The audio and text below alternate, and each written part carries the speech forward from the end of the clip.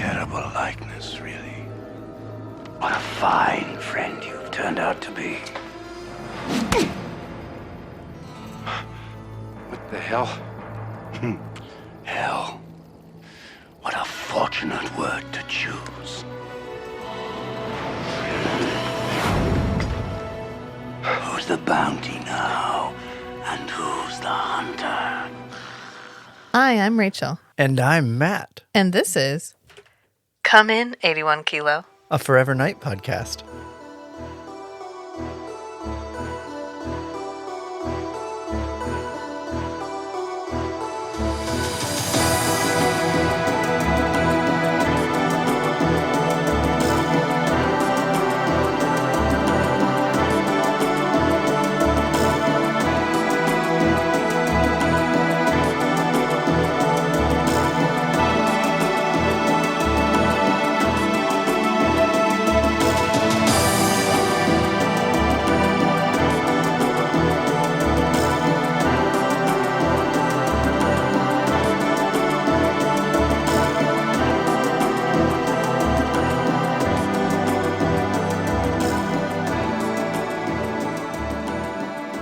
Welcome back, friends.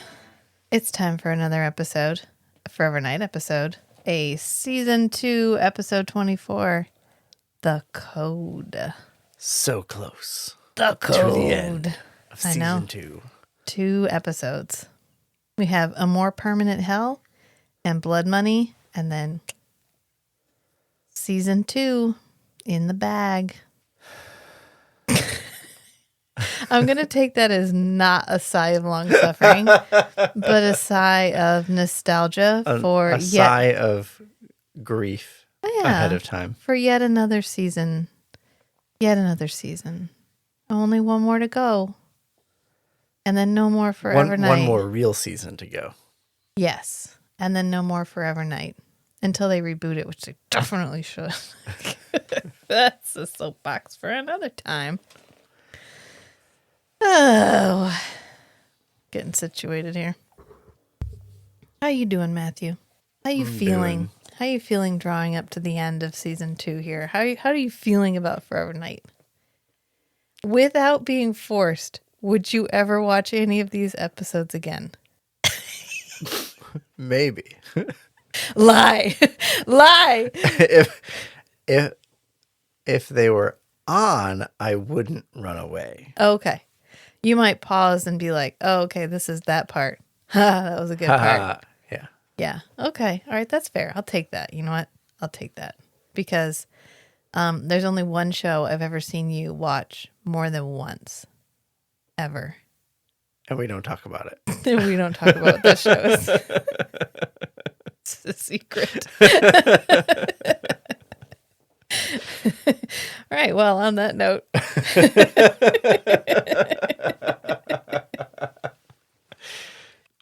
You're looking at you're daring me to say what it is. I'm waiting for episode opens and with I'm waiting you for a murder. And I am waiting for you to drink out of that clinky ass glass.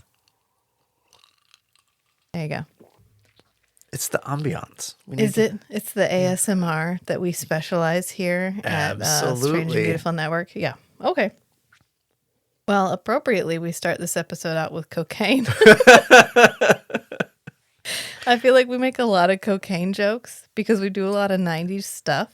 And a lot of people in the 90s were doing 90s stuff. And that 90s stuff was cocaine. Although it turns out this is actually cocaine heroin mix. She's doing speedballs.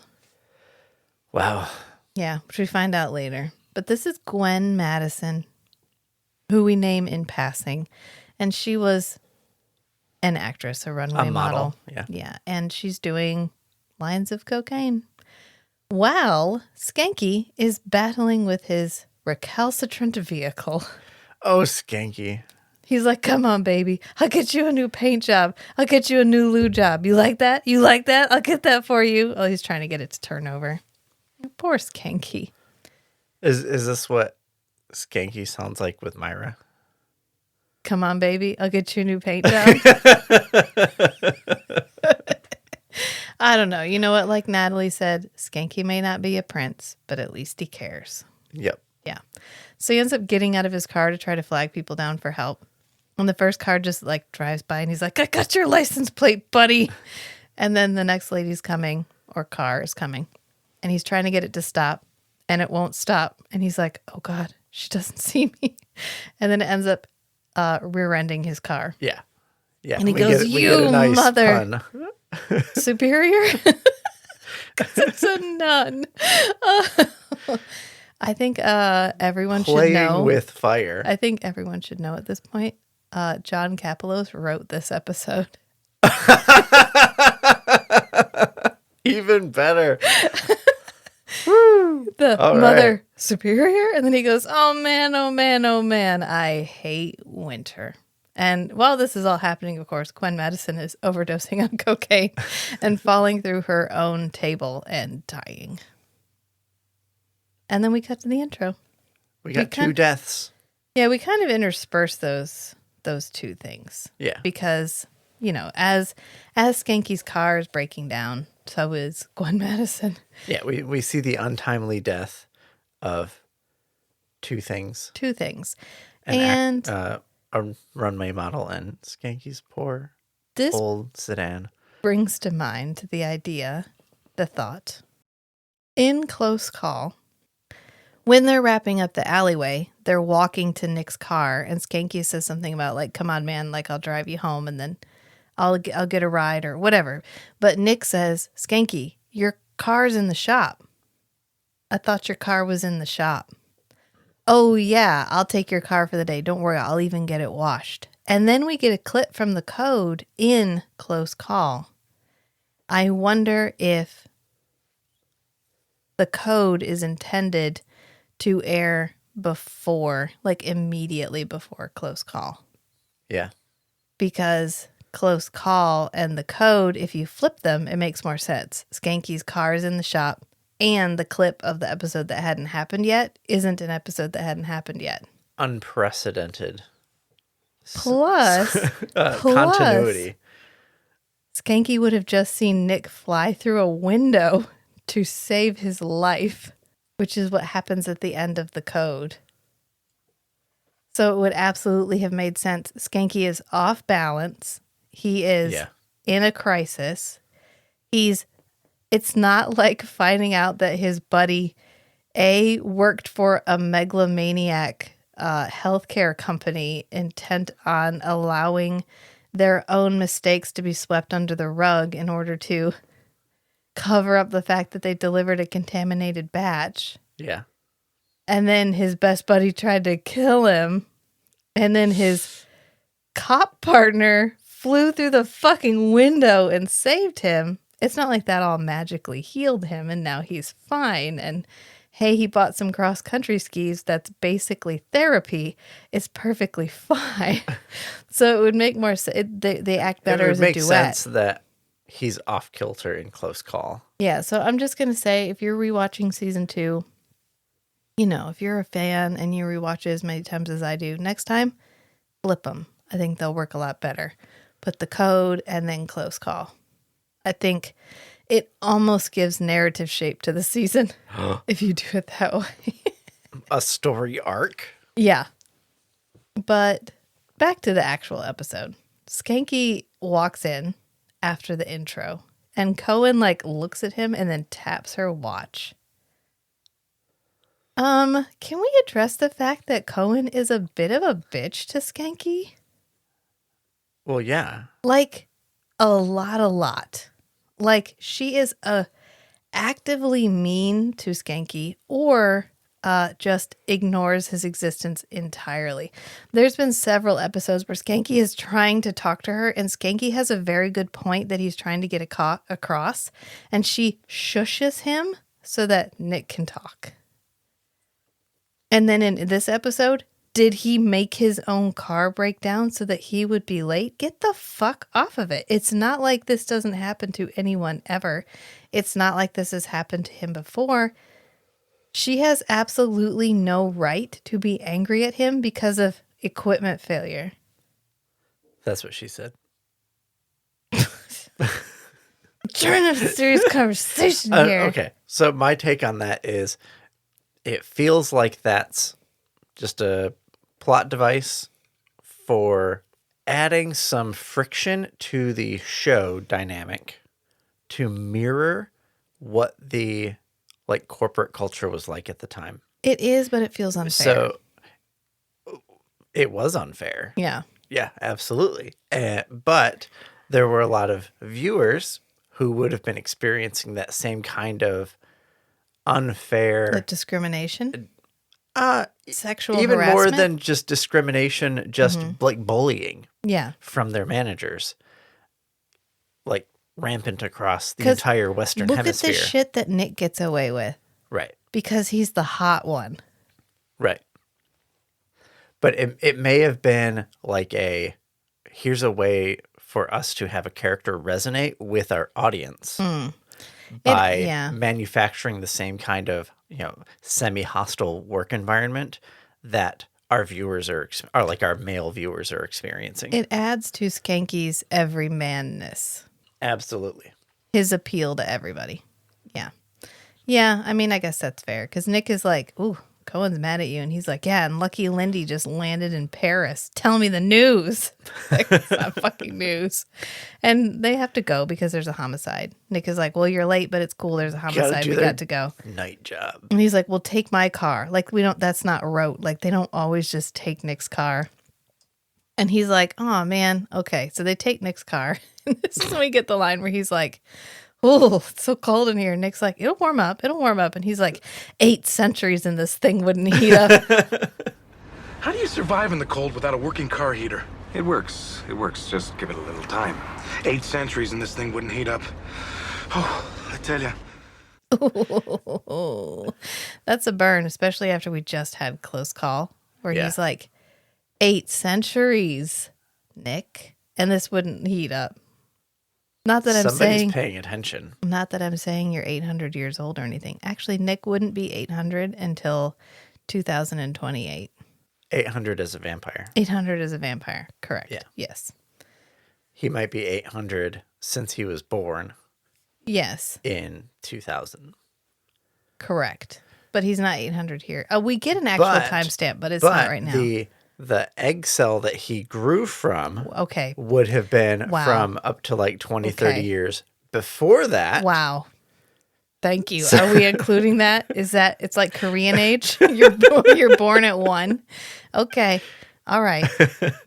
The egg cell that each human was made from has existed. Oh God. I can't believe I'm humoring since you right their now. mother was born. Okay. Well, anyway. So there is a rationalization for how Nick is 800 at this moment. Wow. Thank you. You're welcome. Okay. All right. So they get to the crime scene. That's what I do here, right? That's what I do. I'm just doing my duty. You added me on Chartable. Yes. Right? So I had to sign in and I put in name, password, and did it have a role? Occupation optional. So I spent a little while thinking about what should my occupation be on the podcast. I thought it was optional. Okay, go ahead. I don't remember what I put. That's perfectly fine. Chartable is like a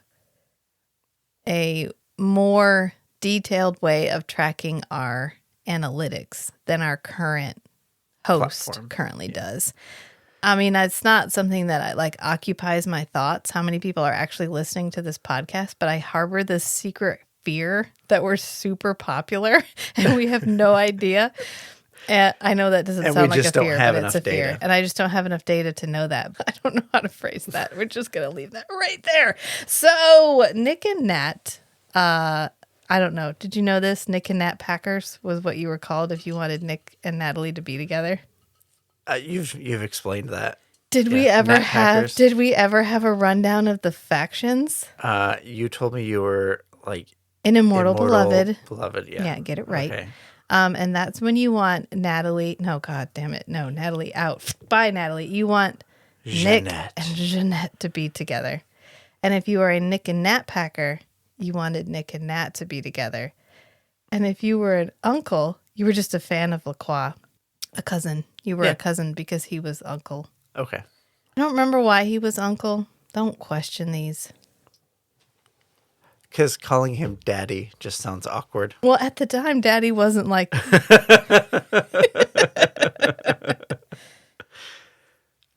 It didn't have the baggage that it does now. Would you call it baggage? Rachel's pulling up her old Forever Night website. No. So you've been posting some of your old Forever Night fan fiction on the Patreon. I have posted one entire story so far, yes. Have you shared the URL for the archived version of your old Forever Night website? Why would I do that? For the fans. Join the Patreon and you get For access the to this kind of fans. Okay. special. Yes, okay. material. So cousins were fans of Lacroix because he was referred to as uncle. There's a lot of very not nuanced ones, like friends of Don and friends of Grace and stuff, like the kind of minor characters. But there were Knighties, who was just the big fan of Nick Knight. The BRICKs, the Bricks, who were fans of Nick. There were the Dark Knighties, who wanted Nick to just fuck humanity. Let's just revel in what we already are. What about the Silk Nighties? The fuck sheeties. Oh, you wait. And then there's the Light Knighties, who were all about the quest for humanity. They're the Twilight Knighties, who just wanted him to find the middle path. You're kind of coping pretty fine right now without hurting anybody. Is humanity the thing that you need to go for, or can you just kind of walk the middle road here? Then, of course, the Nat Pack, who were fans of Nat.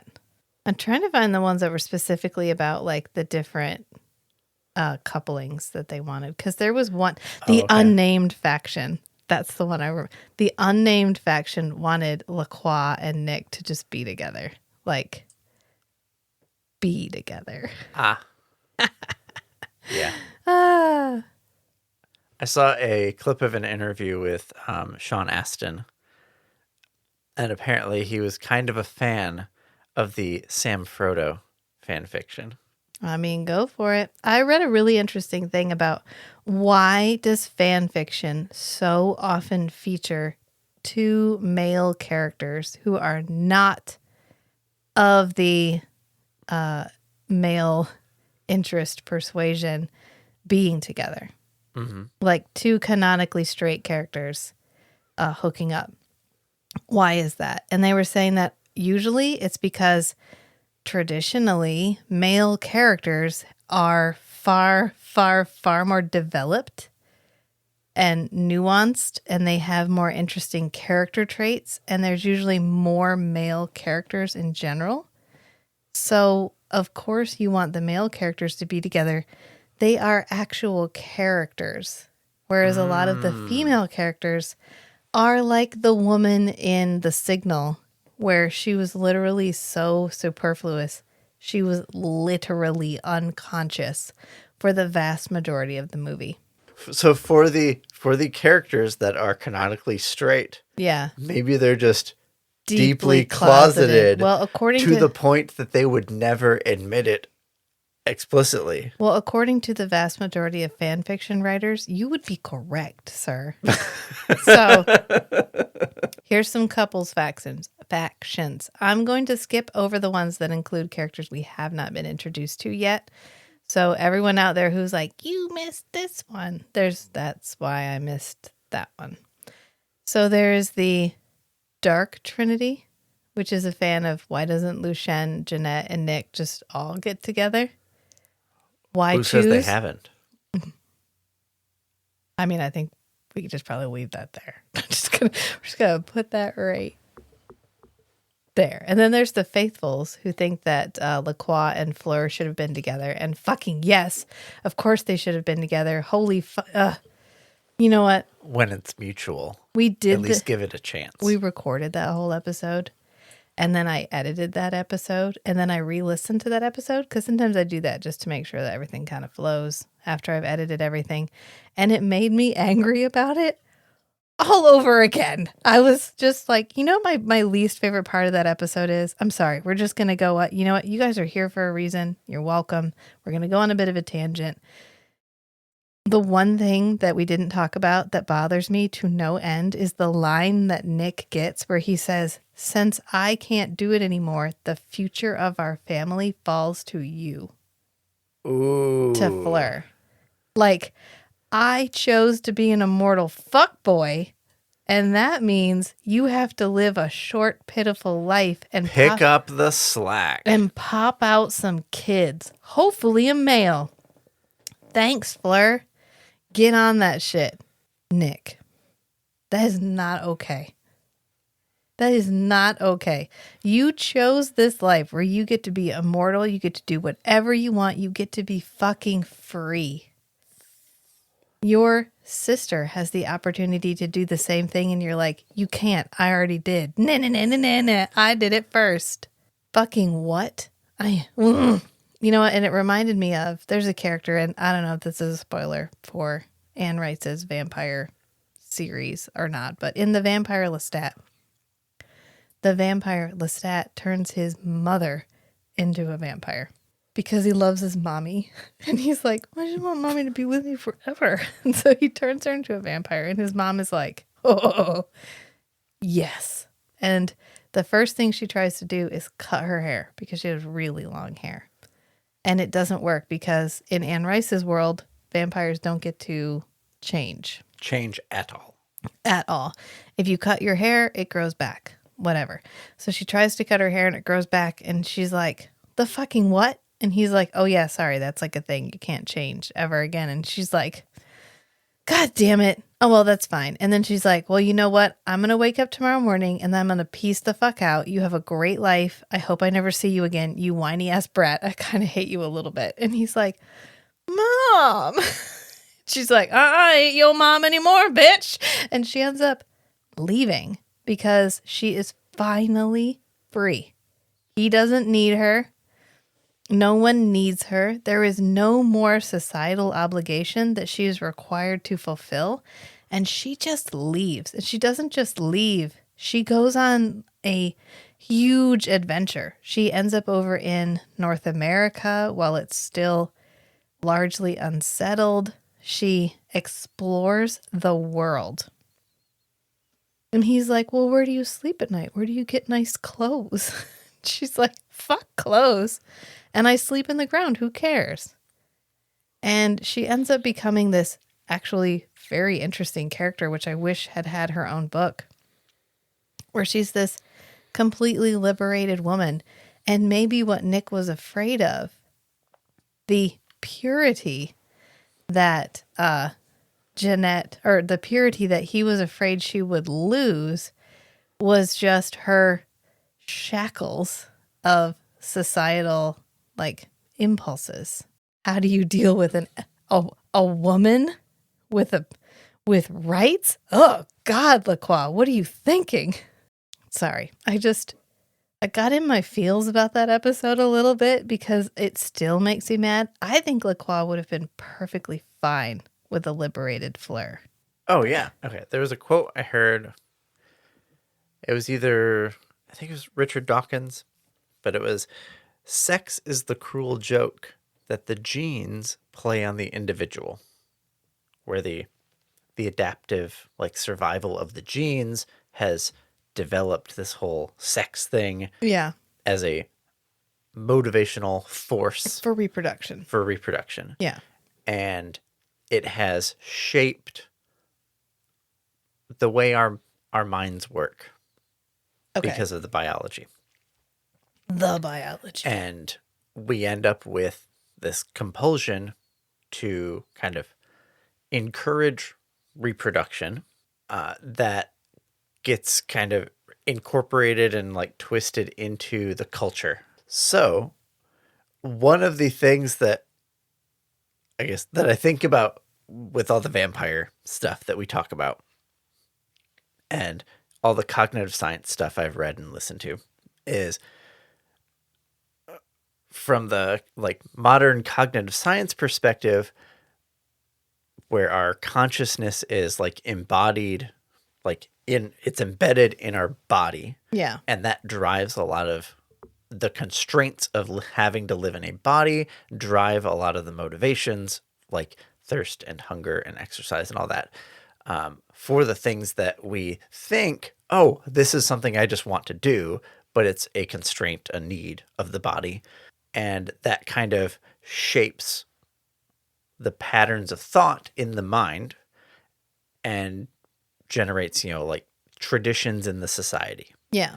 But if you have a character, an instance of mind that goes through a transformation where their body has completely different constraints and needs, they still have they're still carrying along all these patterns of thought and habits and traditions that no longer serve them.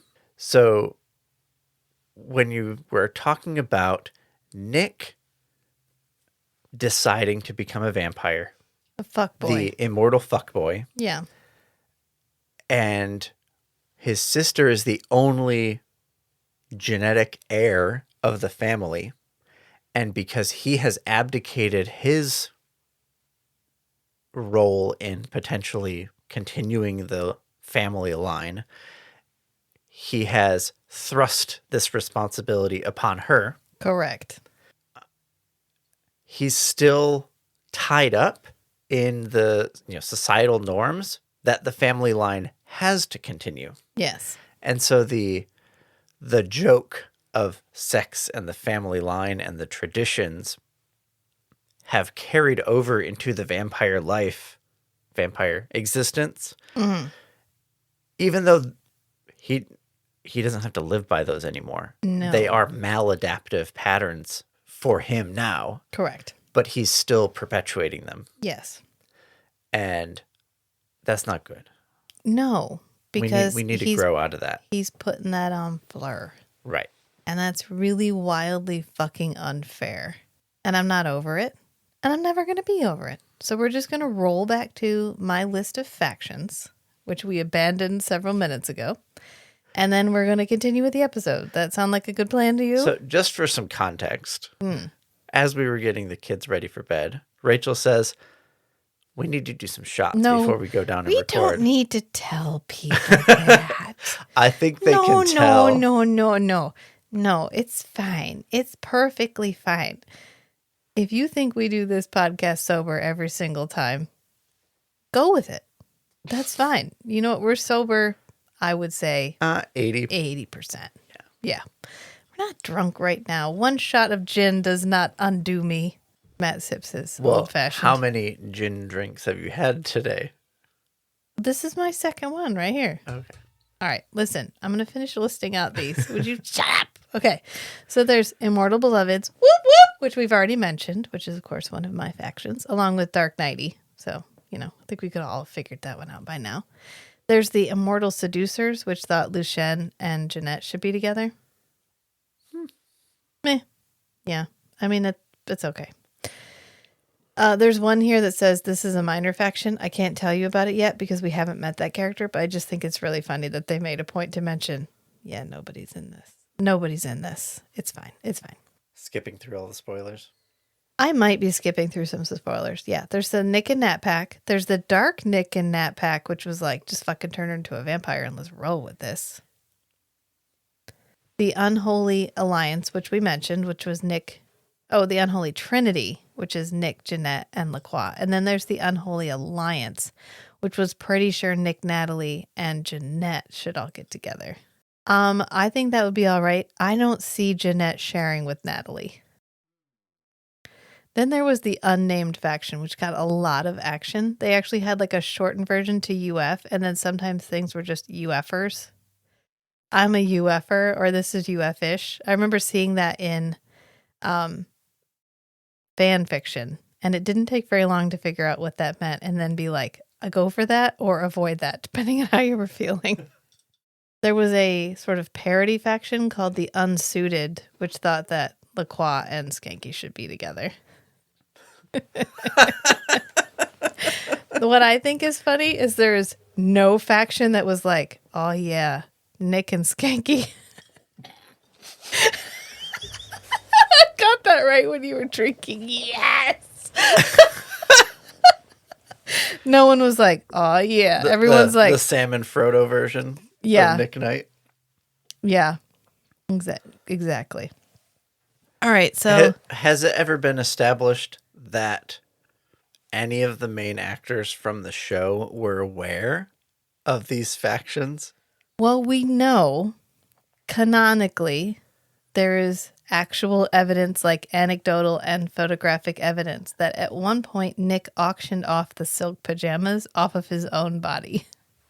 Okay, this you've mentioned to me. So I find it hard to believe that a man that was fully willing to auction off his own pajamas while he was wearing them was not also aware of the vast fan community around the property that they were working on. I'm just Do they know imagining everything? Garrett logging onto AOL. I love that you henpecked that. Like We all know he henpecks. Matt was pretending to type, and he's definitely henpecking. All right, go ahead. Yeah, I'm just imagining Garrett pulling up AOL on his. You know, I was thinking, I don't know. Gateway home PC. I don't know, because you know what? When Babylon 5 was airing, which of course we're eventually going to do Babylon 5, but when Babylon 5 was airing, J. Michael Straczynski was super active in the forums, and he actually, there's an anecdote about a fan that wrote in that the animation of the station spinning at the very beginning was spinning at the incorrect rate to create the right force of gravity. And so they adjusted the animation to make it more accurate. So I know there is a non-zero chance that they perhaps did not engage, but were aware of. But I'm really fine either way. Like, I'm totally cool. I have a feeling probably every single one of these actors has legit forgot they were in this show. Except for when fans remind them and they're like, oh, God, you guys are still on about that? Are you fucking serious? I know this happens in a corporate perspective because I've had a job where not like a direct manager, but a like director that I have talked to. Part of their job was to kind of keep up with Reddit. Okay. The Reddit, the subreddits for Yeah. whatever like they were actually involved in the company, just to kind of get a heads up when the... Let's just say that somebody knew. Okay? We'll just somebody knew, and we'll Yeah. leave it at that. So we go back to the episode. Do we need a recap of the recap so we know where we are in the episode? Oh, are we talking about an episode? Yeah. Skanky's car died. A lady died. Skanky was late to work. They drove off in Nick's car. That's where we are. So they finally get to the crime scene. And Nick walks in and he's like, Natalie, you're stunning.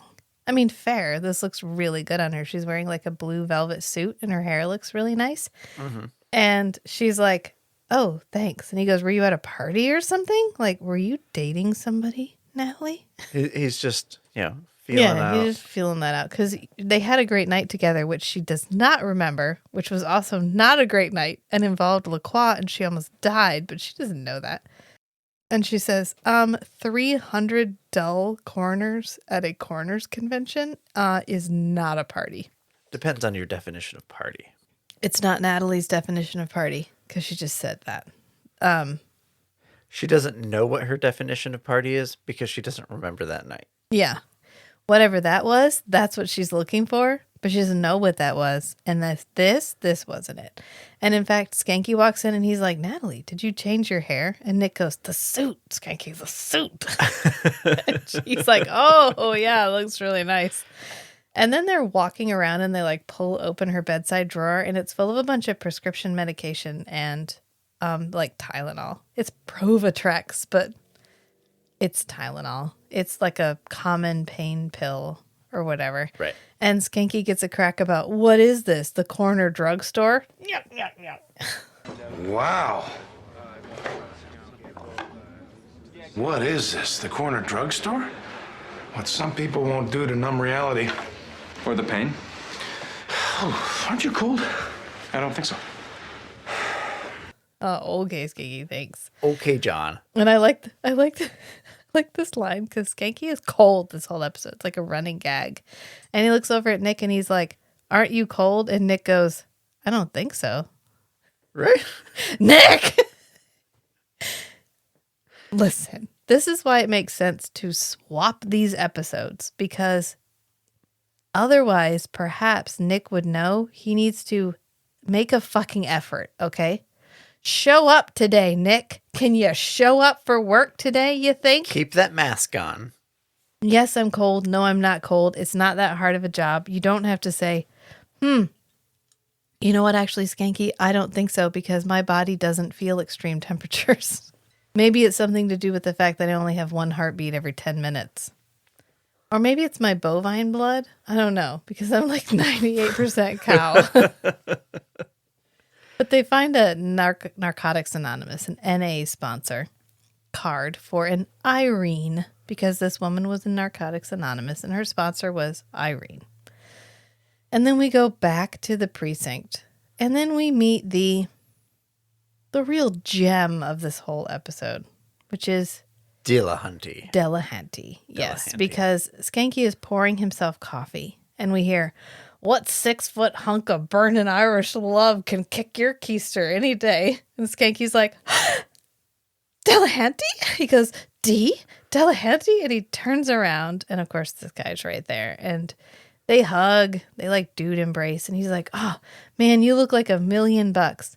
And Delehanty replies, "Yes, U.S. and after taxes."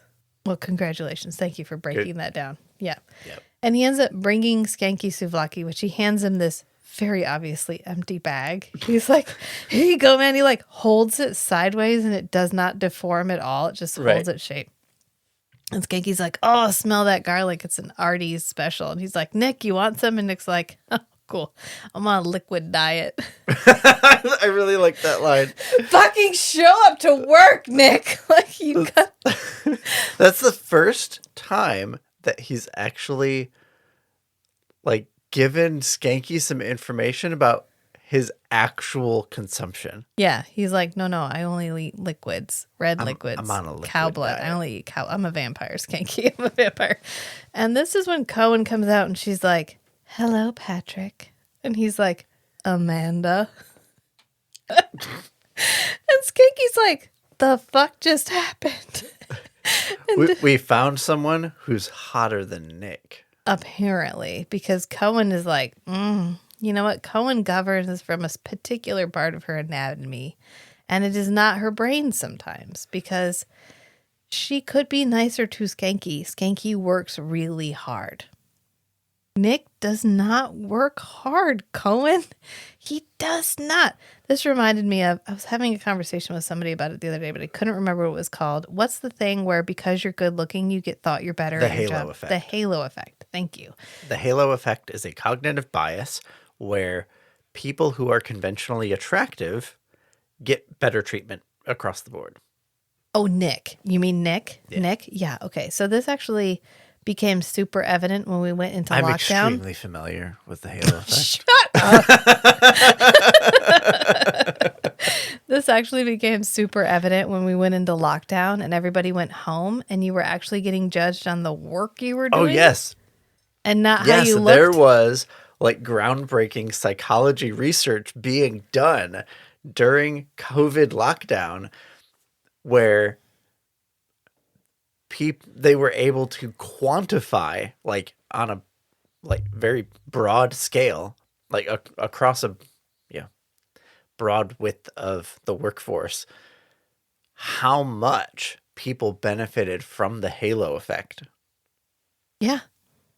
Just because they were attractive and they worked in an office where people had to work face to face. Right. And so all of a sudden, all these people that had been pushed to their highest level of attractiveness were exposed as not actually knowing what they were doing. And all of these people that were actually doing a good job, but maybe were not as attractive as them, got recognized for the good job they were doing. It also includes like verbal fluency and, Yeah.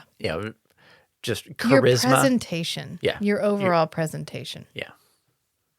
And just to rub in how unfair Cohen is, Delehanty goes, I taught this man everything he knows. Talking about Schanke. And Cohen replies, a dubious distinction. Oof. Cohen, do you know what this man has done? Do you know the fiction this man composes? Do you know the On a weekly magic basis? The fucking This man- magic this man works with a report.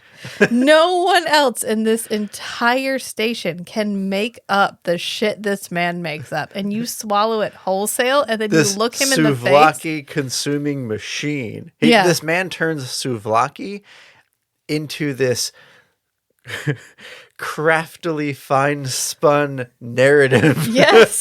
that Yes. hides all of the weird shit Look, the silk, that Nick gets up to. the yarn this man spins could be used as silk for the fuck sheets that Nick buys. Okay? It is beautiful. Thank you. Thank you. Thank you so much. You look at him and go, a dubious distinction? Fuck right off with that. You have no idea how hard he works to cover up the shit that Nick gets into. And this is when they're like, Nick, you want to eat? He's like, no eat.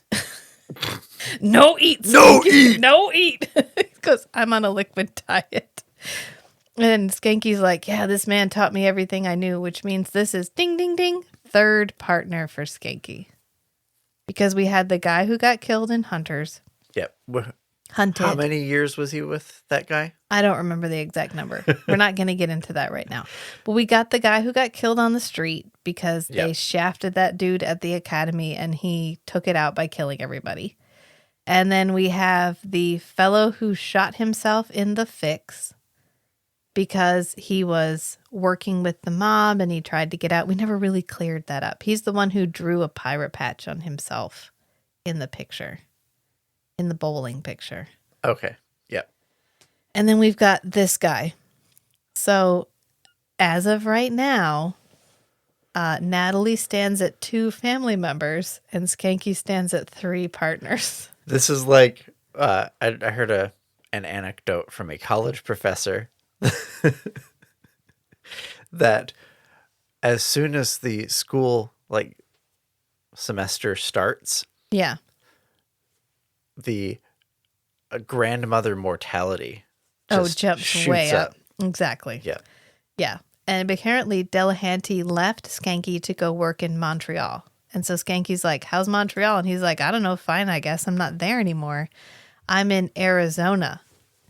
And Nick goes, oh, Phoenix? And he goes, no, Scottsdale. It's so much better. Okay. And then we get the... I've only ever passed through Arizona Yeah. via the Phoenix airport. Okay. So I've been in the Phoenix. I don't know what Scottsdale is like. It doesn't matter. Because what do we get immediately? What do we get immediately, Matt? I don't know. What do we get? A cowboy flashback. Oh, the flashback. Yes. The cowboy flashback. Cowboy Nick. With the long duster coat and the hat and the fucking horse, which just disappears. We never see the horse again. And I appreciate Garrett avoiding any sense of cultural appropriation by maintaining the exact same accent He's like, as his it's- modern Toronto accent. listen, you think there were no Canadian cowboys? Come on. Keep There are at least 2, at least and 2. they're both in this flashback. 3 of them because LaCroix's in it too. Oh, that's right. So Cowboy Nick, okay. Would you classify Lacroix as Canadian? he tries to have a Canadian accent and mostly succeeds. But at this point in the chronology, has Nick moved to Canada at this point? I don't think so. no, you mean Cowboy Nick? Yeah. We don't know where this falls So- time-wise. But no, he's not in Canada at this point. And so if Nick has not Nick's moved from to... lots of different places. that's what I said when we were watching this. The guy, the other Canadian cowboy. Yeah, where are you from? Oh, no, there's the third cowboy, the guy that gets shot. Yeah.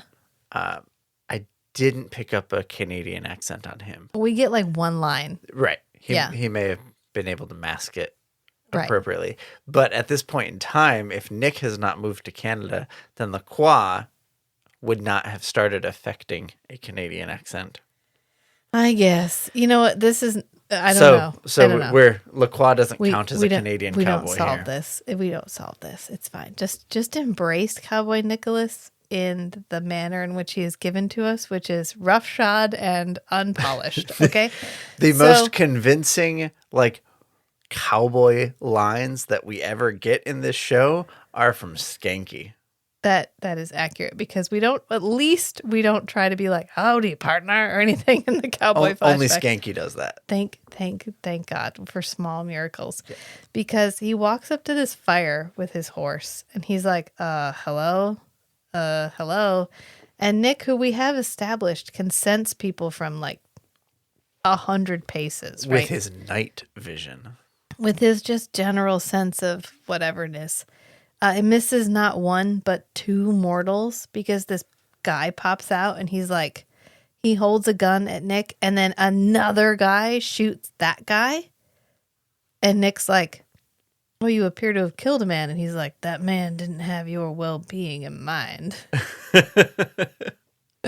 And then we cut back because Delehanty's still talking. And Delehanty's like, yeah, friendliest folks on earth live in Scottsdale. That's what triggered the flashback. Yeah, it's what triggered the flashback. Apparently this happened in Arizona. Love you, honey. We're 52 minutes in. We got this! And we're finally getting to the meat.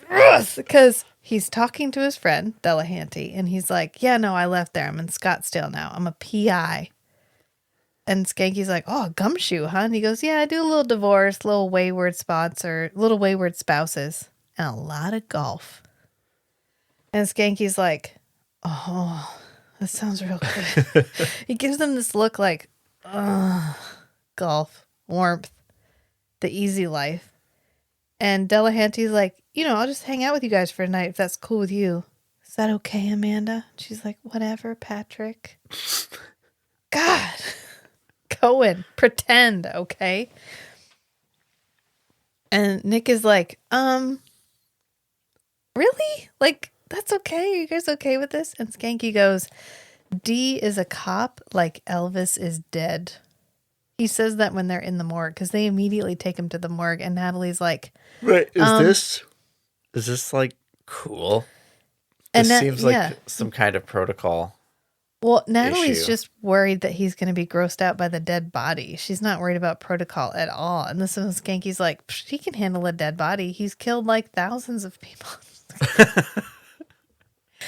And this is when we find out when the model, of course, the lady from the very beginning, has mercury in her system.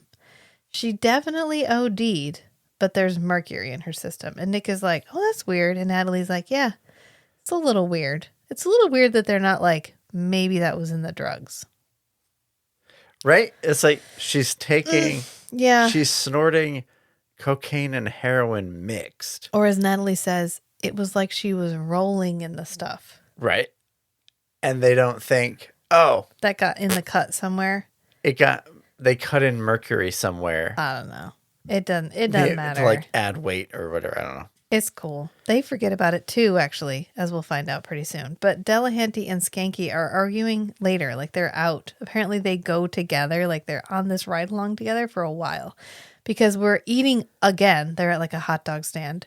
And Delehanty and Schanke are arguing over who will pay for their food. They're like, no, I got it. And they're each trying to pull I think this just happened to us. This was every time we had to pay for food when we were in Canada. It was who was going to be us versus Meg. Who's going to pay on for the food? We love you, Meg. There's We really do love you. I mean, but this is actually like a really objectively sad scene because Schanke and Delehanty have a relationship that Nick does not have with Schanke. Right. At this point, they have been traveling together. Nick is kind of feeling it. He's not feeling it until Natalie points it out. He's not consciously aware of it. Yes, because he's just sitting over in his car while they chum around and fight and have fun and act like they have a type of emotional intimacy that he's never capable of achieving. Way to rub that in his face, Schanke. And so he's sitting there and he's actually listening to LaCroix. Tonight, your nightcrawler is ruminating on friendship. I say a friend for life is a leech. Someone who bleeds you. There is no real or lasting friendship, and no one is to be trusted. Who will challenge me on this? Who does not believe that all friendships must sour, slowly, imperceptibly, comme les mains de la cloche, and that in the end, it's not the big lie that turns us into mortal enemies, but the little white lies that drive the wedges between us, poison our loyalty and blight our trust. You don't agree? Let's discuss it then. Friends. Oh yeah, they're bickering at the hot dog stand, and Nick is in the car listening to the Nightcrawler. Because the closest thing that Nick has to this relationship is LaCroix. As fucking fucked up as his LaCroix relationship is, that is the closest thing that he has. I would say the closest relationship that Nick has to that is with Schanke, but Schanke is busy with a deeper relationship. Well, look at all the different parts that make up a true intimate partnership. Whether it's a true intimate partnership as a friendship, or it's a true intimate partnership in terms of a romantic partnership, which is honesty, the ability to be completely open with each other about everything that is happening in your life, and time. The time it takes to develop that amount of emotional, physical, and like spiritual intimacy, that complete openness with another person. Nick never has the time or the ability to be that open with any mortal. Even if he's around Schanke for 10 years, it's 10 years and done. He's got to go. At most, maybe 15 to 20 years, as long as it takes for everyone else to recognize that he's not aging. He simply does not have the time to establish that amount of intimacy with any mortal ever.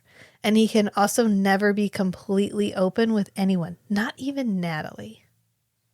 Natalie knows the facts of what he is, but he doesn't have any way of conveying to her the ins and outs of what it is to be a vampire. She simply cannot have the understanding required to fully understand him. Right. Even like, I can know you're a dude. I'm never going to know exactly what it's like to be a man. Right.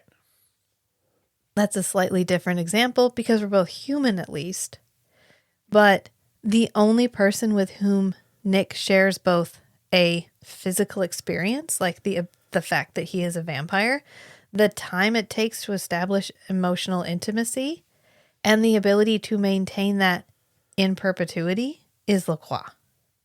And Jeanette. But Jeanette is I would also... say Jeanette is the closest thing he has to a long-term, like, deep relationship, but... It's a romantic relationship. It's not the same. They have very different worldviews. They do, and it's not the same. I have a relationship with you that I do not have with my friends.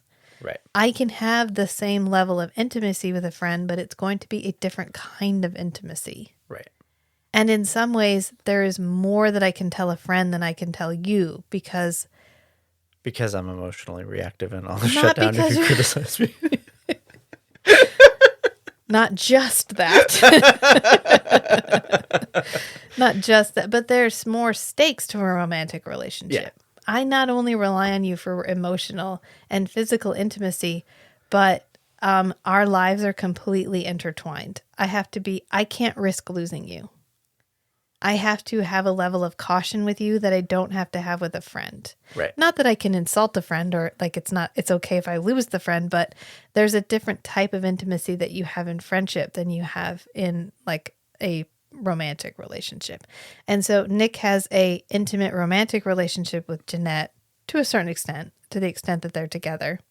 And then literally the only other person with whom he can even establish a facsimile of this type of relationship, of the Delehanty Schanke relationship, is Lacroix.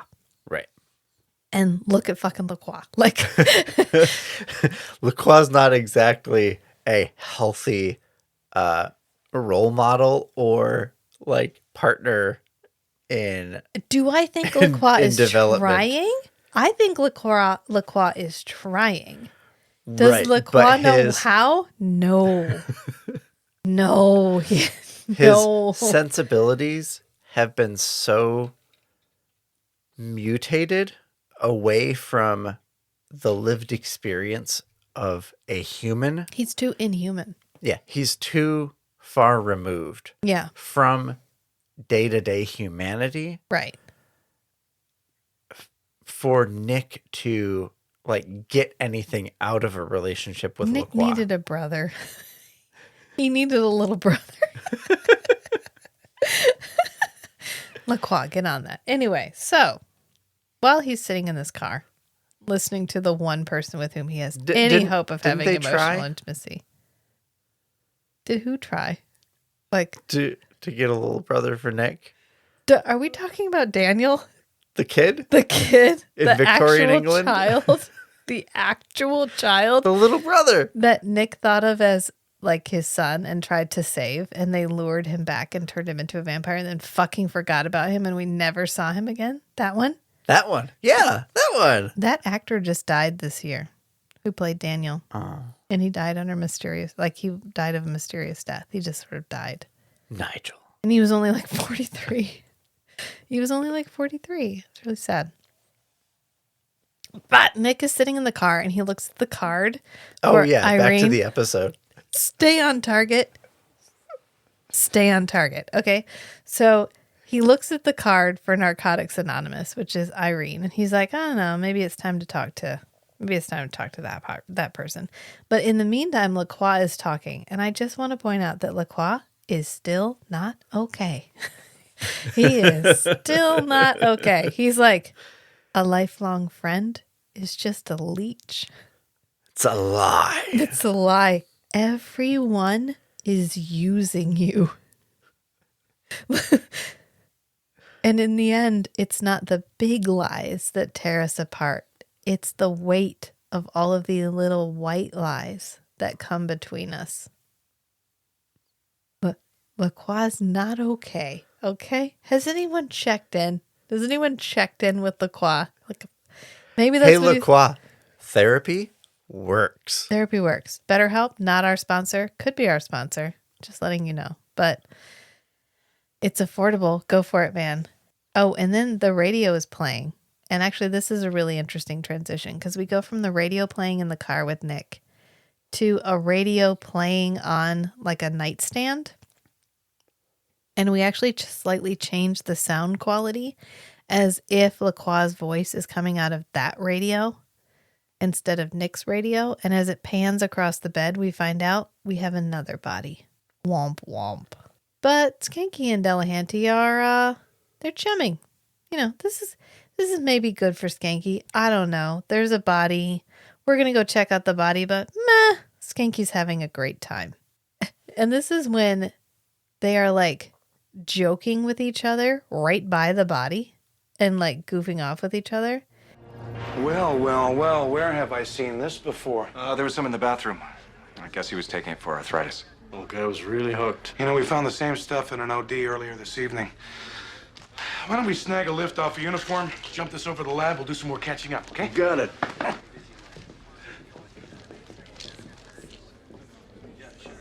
It's okay, I'll finish up. And Natalie's like, what's up?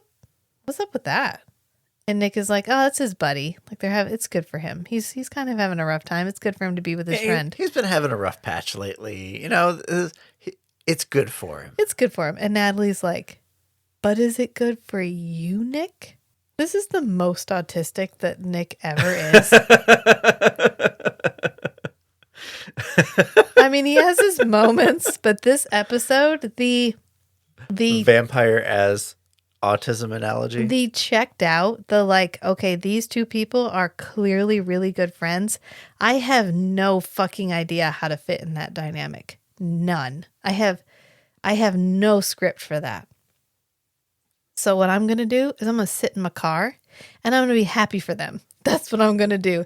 That's how I'm going to participate in this relationship. Or, oh, they're on the other side of the bed, like chumming around and tickling and goofing off and stuff. Again, no script. I have no idea how to insert myself into this relationship. I don't even know if I should. I don't even know if it's appropriate for me to talk to them when they're doing this. I have literally no idea how to get.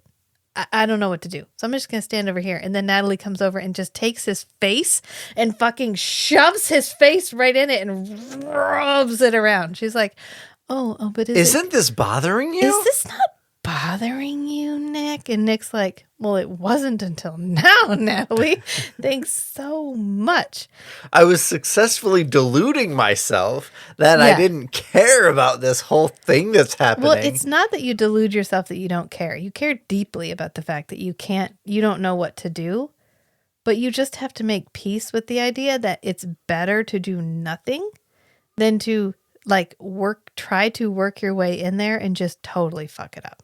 With very complex systems, we don't know enough to know how to interfere.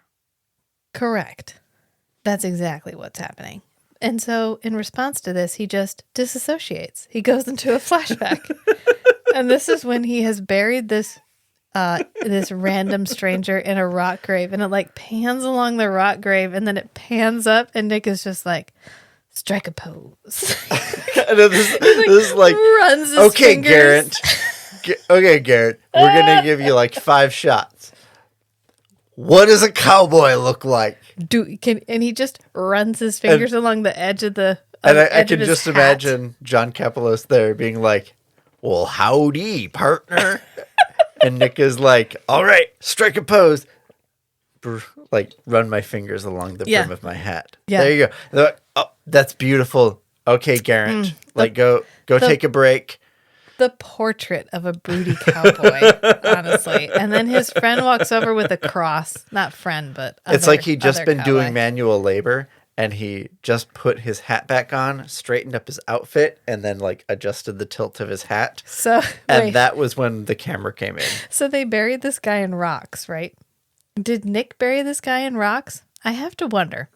At a certain point, do you forget how heavy things actually are?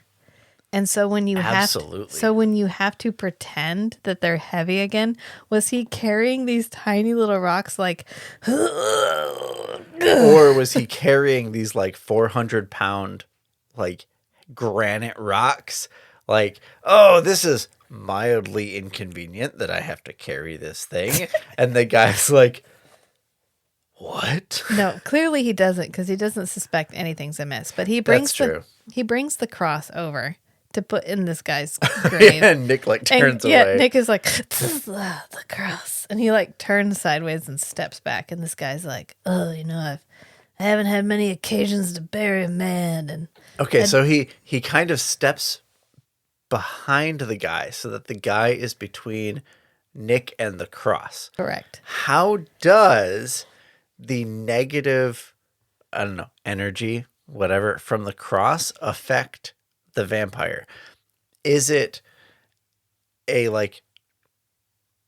does it radiate out like in a sphere from the object and then this God. guy generates a shadow? Yes. Or does like Nick have to be looking at it, and is it the recognition of the cross in Nick's like psyche, in his consciousness, that causes the pain? What if Nick had been born Jewish? We don't cover that in Forever Night. That's what I'm saying. This is not something we can unpack. You don't ascribe any additional meaning here. I think it. Well, okay, hold on. Oh God. Okay. We can get into this. Yeah. All yeah. right. Oh, all right. Oh, I believe we can. Yes, I have every faith in our ability to do this. Does the damaging energy radiating from the object come from the belief of the vampire observer or from the human bystander that holds the belief that this symbol is representative of their religious beliefs. Okay, so we have the Joan of Arc episode where after she leaves, he attempts to touch the cross and his hand bursts into flames. We also have the episode where, I think it's Killer Instinct, he is able to pick up 2 pieces of wood, form a cross with them, and it burns him and repels Lacroix. Okay. In both of those instances, Nick is present. Nick clearly has a deep amount of fear/faith. He believes the cross repels him. Right.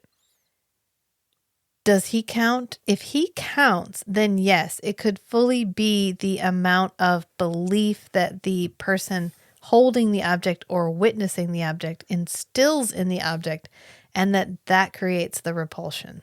So if there's like a Muslim vampire, Yes. and a Christian human, well, let's say there's a Christian human, Yeah. and a Christian vampire and a Christian raised vampire and a Muslim raised vampire.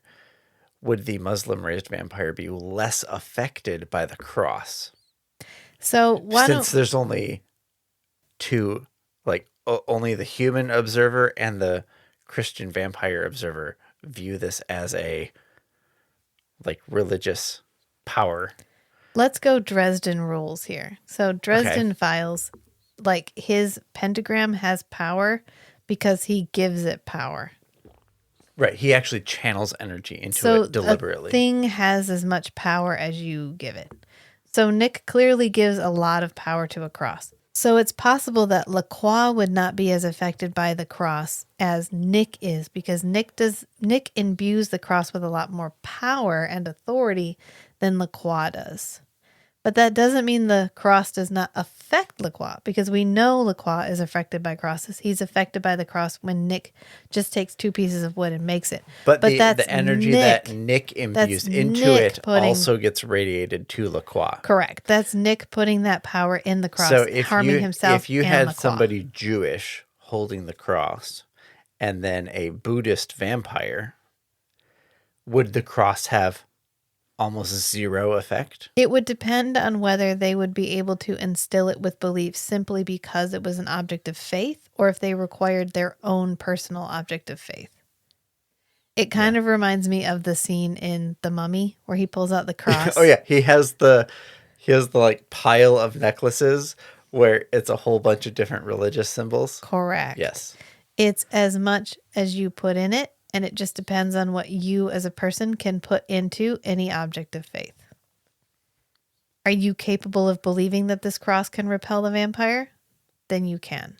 So it is not necessarily the object, it's human faith. There's actually a book series called the Greyfriar series. Mm-hmm. And it's like a steampunk vampire novel series. And there's 3 of them in it, and it's by Clay and Susan Griffiths. And that's the premise for them, is it's literally anything that has been given devotion. That's all that's required in order to repel a vampire. The physical representation of the object is immaterial. It is the belief that is put into the thing. A crystal, a cross, a Star of David, all of it. Fine. It's the belief. And the fact that these objects... Tree. Yes, and the fact that If you had a colony of druids in a forest, Dear Jesus. Save me from that worshipped trees as a symbol, Yes. would the entire forest repel vampires? Depends on the amount of their belief, I suppose. Would it get diluted across the entire forest, or No, would it get instilled in a particular instance of tree? I think what might happen, say we have Vampire A. Vampire A approaches this divine forest, we shall call it. Okay. There is no devotee of the divine forest present. It's just simply the vampire. So no one has informed the vampire. It's only the energy that's come from the the devotees that Okay. have passed through the area. Let me finish. Okay. So this vampire has no knowledge of the fact that these trees are divine amplifiers. I don't think they would affect the vampire. I think that the person would have to be present to imbue that tree with their belief or their faith or their devotion or whatever, and that would work until the vampire now believes that any tree. So in it's quantum physics rules. Yeah. Everyone has to be a little bit complicit. Okay. The fact that the cross affects Nick, no matter whether someone is there or not, is because Nick himself is capable of imbuing that with his Right. own belief. LaCroix doesn't give a shit. I'm not sure It's that like pissing into the wind. I'm not sure that's okay. I'm not sure that an unattended cross would affect LaCroix. Right. Like LaCroix could probably walk into a church. We don't talk about it. But if there's nobody there But what charging about a up the battery, temple so to of speak. Jupiter? Can we please? We just talked about it. We had divine forest. I think we'll just go with the divine forest law, okay? If the vampire does not know that that's a divine tree, it's not going to repel it unless there is someone there, unless there is a human there using that as an amplifier for their own internal, like, faith repellent. Okay, so the druids would have to have like watchtowers throughout the forest. And they would have to have Keep them manned. they would have to have missionaries spreading the good word of the divine forest that told all of the local vampires about how bad the divine forest was for them.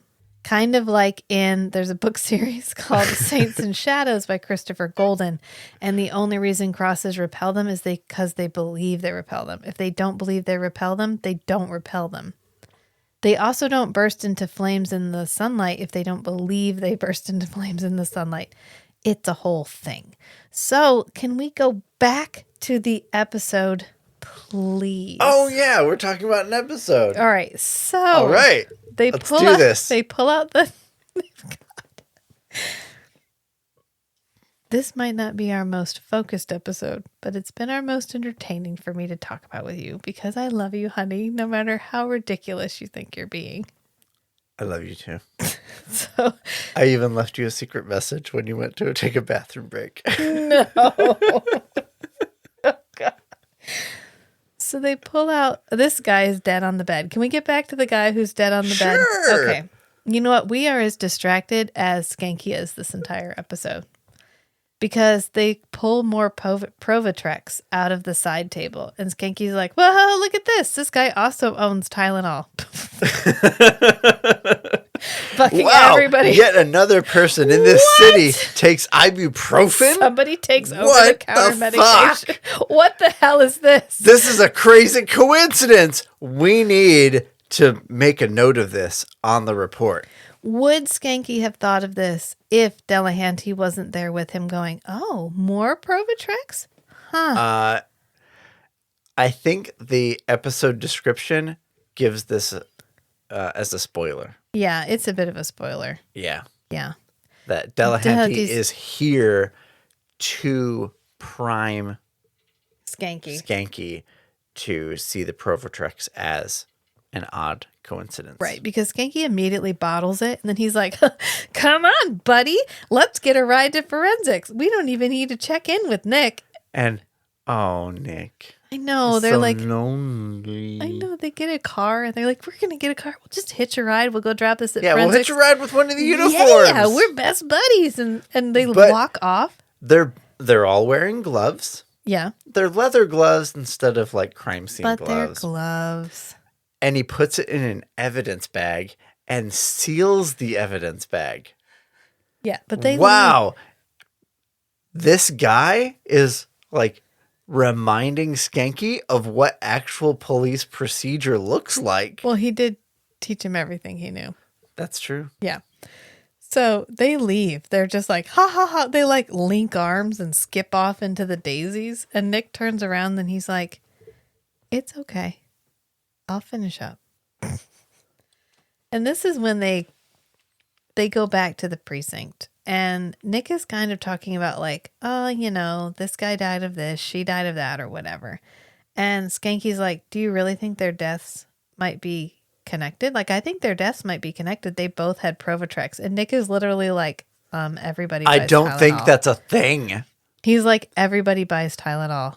Haven't you seen all the memes on Instagram about welcome to your 30s? I hope you like ibuprofen. No, they haven't, because Instagram doesn't that's right. exist. Yeah, yeah. And this is when Delehanty's standing there watching Schanke and Nick kind of have their back and forth. And Cohen walks up and she's like, are you guys trying to tell me that this is connected? Like, what's happening here? And Nick is like, yeah, I think they're connected. Or he says, I don't think. They disagree. Skanky's like, I think so. I don't think so.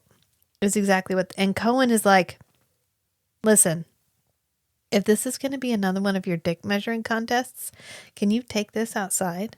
We all know who's going to win a Yeah. dick measuring contest. Do we? Can we not?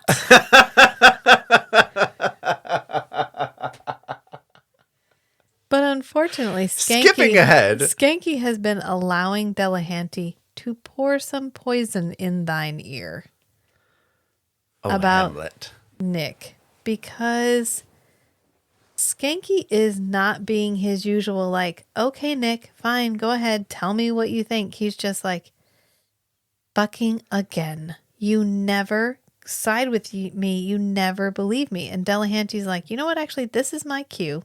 I'm going to dip out. I have introduced enough conflict Yeah. into your dynamic. It's time for me to just, I need to leave now. right, before I have to take sides or actually be engaged personally in this, I'm going to leave. And Skanky's like, oh, come on, man. We were having like so much fun. And It's Delehanty's like, like, I don't work the night shift. It's like Theoden and Wormtongue. It's a little bit like that, yeah. Because Delehanty's like, I don't work the night shift anymore, and I promised myself I never would again, so I'm going to go get some shut-eye. But why don't you come meet me for breakfast? So afterwards, after this all wraps up, I can just make sure I drive that wedge a little bit farther between you and Nick.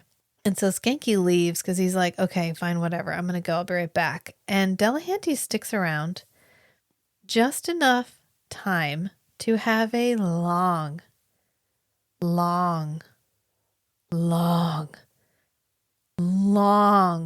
rub it in your face talk with Nick about how much better he knows Schanke than Nick does. This scene is 45 fucking minutes long. He has the longest exposition dump I have ever heard in this show. And this show is full of exposition dumps because he's like, let me fucking bullet point this friendship for you. We grew up. Fetch my vis-a-vis! He's like, here we go. We grew up together. Isn't that funny, Nick? There's nobody you can grow up together with, Nick. Huh? Because you don't grow up. You're never going to have that kind of connection with Schanke because you can't. You're physically incapable of having that kind of connection with him. We used to run off together and go camping. You can't go camping because you can't wake up during the day. Isn't that nice, Nick? You can't have that kind of connection with him. And then we got attacked by dogs. What the fuck? Rub. What the fuck? We got attacked by dogs? What the shit? He just drops it in there. He's like, one time we got attacked by this pack of rabid dogs. And we beat him off with a stick. He's just like, what is happening? Okay, we beat them off. And then after... Is this a beach off? I'll beat you off. I'll beat you off. So they turned the dogs, let's say that. And then he's like, and after that, we were dogs. And dogs go to the end for each other. We were kids. We used to ride our bikes out past Richmond Hill to my uncle's place, camp out overnight. This one night, we were attacked, by a pack of dogs. We fought them off, tooth and nail. And after that, we called ourselves dogs. He's mine, and I'm his. We even have our own code. Dogs go to the end for each other. See, that's what brought me back, Nick. My friend needs me. God damn, this takes so long to get out. And he's like, a couple months ago, I called to check in on Schanke and I talked to Myra. And Myra, she said there was something wrong, but I could feel it because we're bros and stuff. And then I talked to him. Because we're dogs together. And I knew my dog had something wrong with him. And so like I came here and I don't know what he needs yet, but I'm going to figure it out. But I know my friend is suffering. Oh, God, Delehanty. By the time you're done with it, you're just like, oh, I really hope you're the bad guy because I want you to be gone at the end of this. I got chased by a pack of dogs once. So, I just yelled really loud and growly at we're them. dogs together. We go to the end together. And they were like, oh, God, no. And they ran away. It was on one of my long runs through the countryside. Oh, back before you worked a desk job and you sat for 12 hours a day? Yeah, back when Yeah. I used to run like Okay. a lot. And Ooh. yeah, it was like two dogs tried to chase me. Yeah, and I just well, yelled really loudly at them and they you ran should away. have beaten them up with a bro and then come up with a slogan and then been best bros forever. This was a missed opportunity and I'm ashamed I for you. didn't have a bro at the time. Listen, Nick is so over this conversation, he also disassociates and heads back into a flashback. He's like, man, is this guy still talking? And then it just like, he's like, you know, I used to be a cowboy. Oh, I wonder if I'm not leaving that in. I am not leaving that in. So Nick's like, yeah, okay, you were dogs, whatever. But were you a fucking cowboy? Did you have a price on your head? Did you you're dogs. I'm a wolf. I'm a fucking wolf. Exactly. So he remembers that time he was a cowboy and he's hanging out with his new best friend who he had like 2 words he buried a man with, and now they're sitting by this guy's fire. And he pulls out like some liquor and he tosses it to Nick and he's like, let's drink together. Like Bottle of whiskey. we had an emotional moment together. We should probably drink about it until we forget. Like, dudes do. And Nick is like, oh, okay, I don't drink though. And he's like, oh man, I saved your life. You owe me. Hold on. I just heard you're on a liquid diet. Wait. He goes, I saved your life. You owe me. That's the code. At least one of them, I think. And so Nick takes a drink and he's like, well, that wasn't shit. It's fine. And then this guy goes on this rant where he's like, I like the night. It's so dark. It reminds me of the sand rant that Anakin goes on where he's like, it's I was so about to say the same sandy. thing. It's just like, oh God, okay. It's the opposite of Anakin Skywalker's sand rant. Yeah, he's like, Yeah. you know, during the day you can see how big the world is and how alone you are, but at night you don't. It's just like, oh God, you just want somebody to come out of the shadows with a violin and start playing because this guy just goes on. I mean, this is 2 back-to-back scenes where you're like, wow, this is long. No shade on you, John. I know you wrote this episode. It's not a bad episode. It's just that these parts feel disproportionately long. That's all I'm going to say about that. And this is when he's like, you got any family? And Nick's like, I don't think so. Did I have a No. sister or a brother? Fleur? Fior? Something. I don't remember. I don't know. But they've been dead for hundreds of years. Yeah, he's like, I don't know. And the guy's like, it's cool. We don't have thoughts. We just have whiskey. He's just like, here, drink again. And then he's like, you ever kill a man? And Nick's like, well, yeah, I killed a man. You could say that. I've killed a couple of men. In fact, if I'm approximately 700 by the end of this story, could have killed upwards of 250,000 people. Assuming I feed at least once per night. Yeah. I think once per night is a little high, but let's continue. Yeah. And the guy's like, you ever wonder if we're damned? Do you think that killing all those people is going to come back and haunt us? Do you think we're damned? And Nick is like, Nah, I ain't got no beavers in me. what?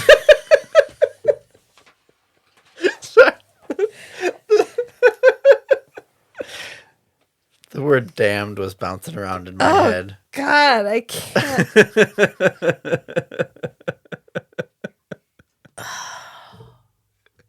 I'm damned because a beaver built a dam. No, in me. thank you. Yes, thank you. No, I I got that. You know what? We're just going to skip past the rest of what I was going to talk about. The flashback 'cause I can't. I love it when you crack yourself up. That means it's a good episode. So we come back because Nick, remember Nick is actually investigating. Oh, right. This is a TV show about a vampire Yeah, cop. that one. So Nick is actually investigating this while Schanke is just having a moment. He's having a moment of weakness here.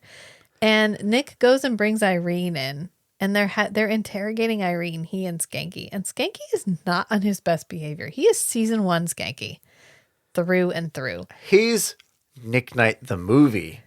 Yeah, Schanke. he's regressed all the way back to Rick Springfield. That's what he's done because Nick is trying to be nice, and Skanky's just like, oh, yeah, what was she in now? Not Narcotics Anonymous, Speedballers Anonymous. Some sponsor, huh? And Skanky's being such an asshole, she comments on it. She's like, you might want to brush your partner up in his interrogation technique. He's a bit of an asshole. And when they walk out, Nick is like, did you want to use a blunt instrument? Why didn't you just use a blunt instrument? You don't like the way I do my job, just say so. Listen, you squeezed her a little hard. She just lost a friend. Yeah, to drugs she might have supplied. Innocent Irene has a sheet. Possession for the purposes. It's an old rap, Skank. She did her time. Gwen Madison was her friend. What's got into you anyway? Maybe some sense. Would you like to just go beat her over the head with a hammer? Would that make you feel good? I got a baseball bat in my trunk. Yeah. And Nick is like, what the fuck is up, Skanky? And Skanky's like, what? You didn't like it? You didn't think I got results? And he's like, she just lost a friend. What has gotten into you? And Skanky's like, maybe what's gotten into me is some sense. Ooh.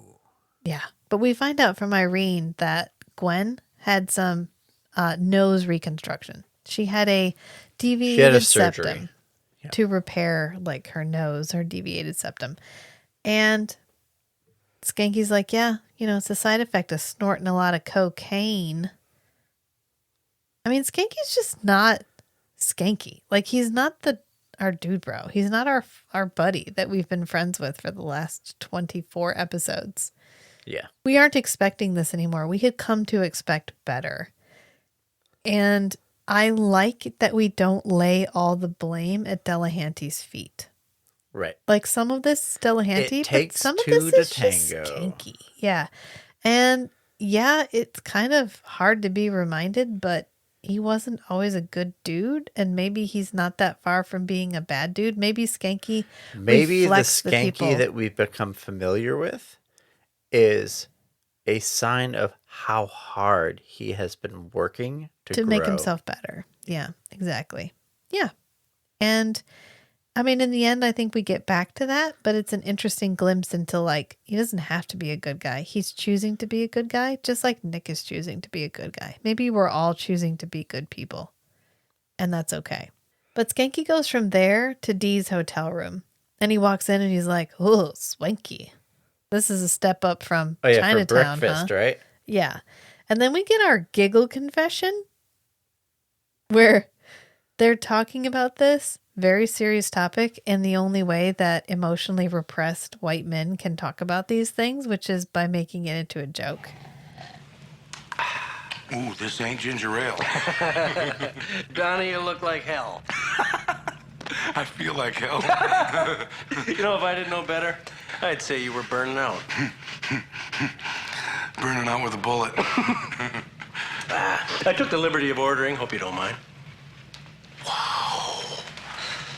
Because he's like, you're a little bit burnt out, aren't you, Skanky? And Skanky's like, oh yeah, I'm real burnt out. And he's like, yeah, I want to say, in general, yeah. humor makes trauma more accessible.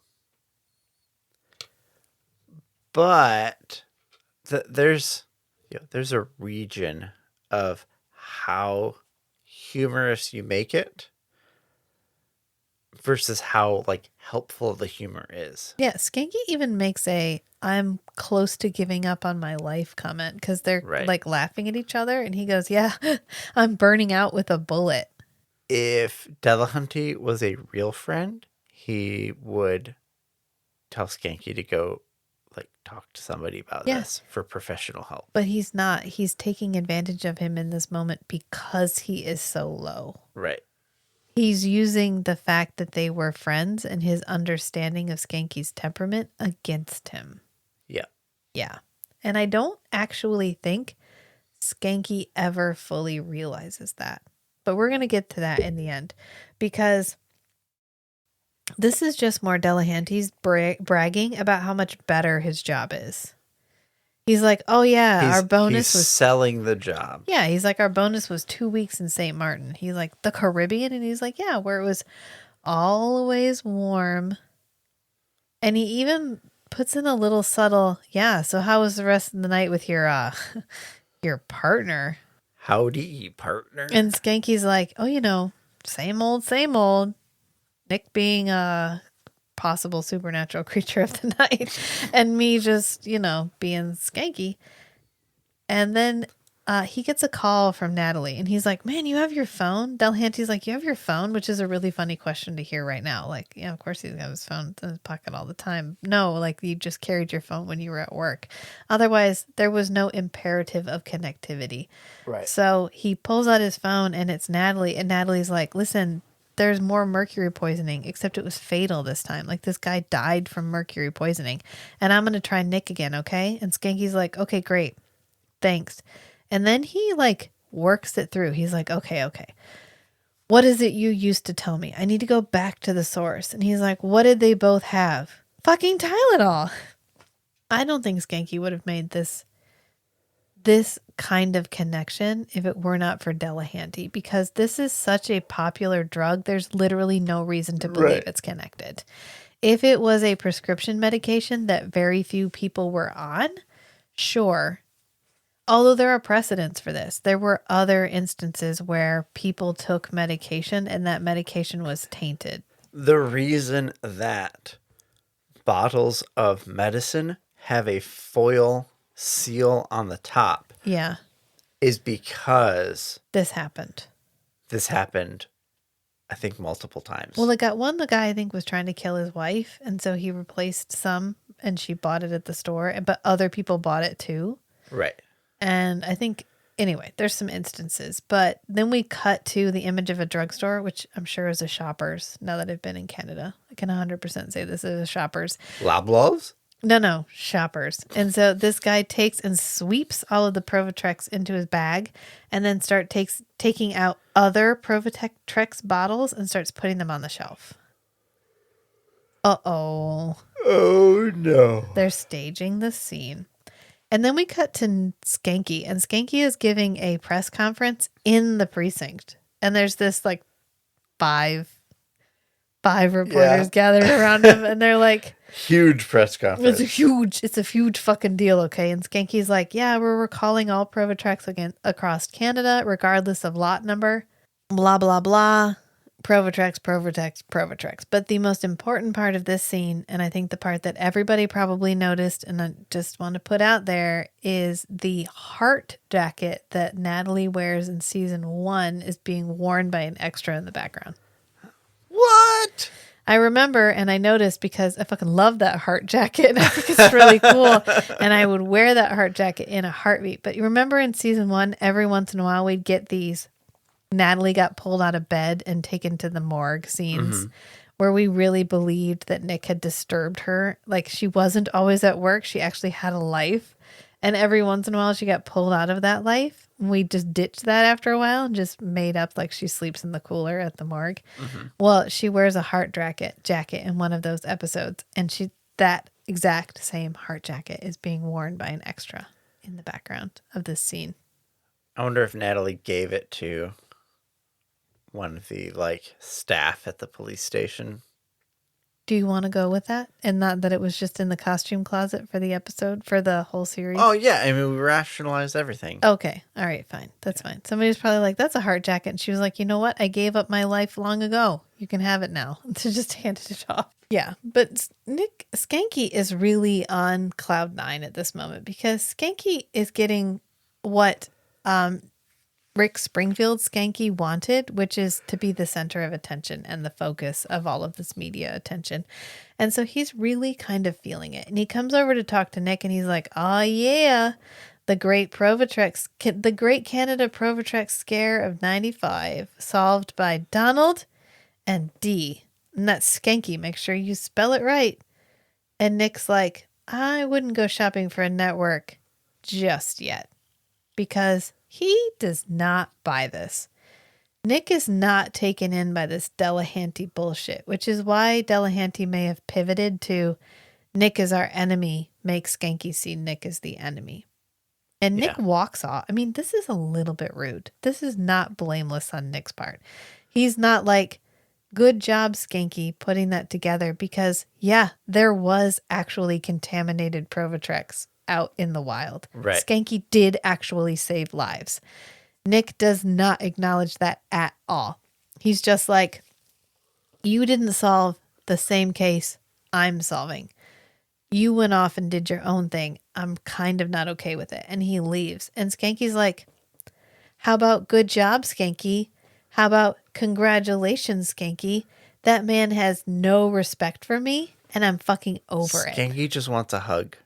Schanke just wanted you did a really good job. Maybe that didn't completely solve the problem, but that Words was a good of step. affirmation is Yeah. Skanke's love language. Yeah, Schanke made an emotional bid and Nick did not pick it up. So, what do you say, Nick? The great Provatrex scare of 1995, cracked by none other than Donald Schanke, please spell it correctly, with the help of his childhood friend and former colleague, Patrick Delehanty.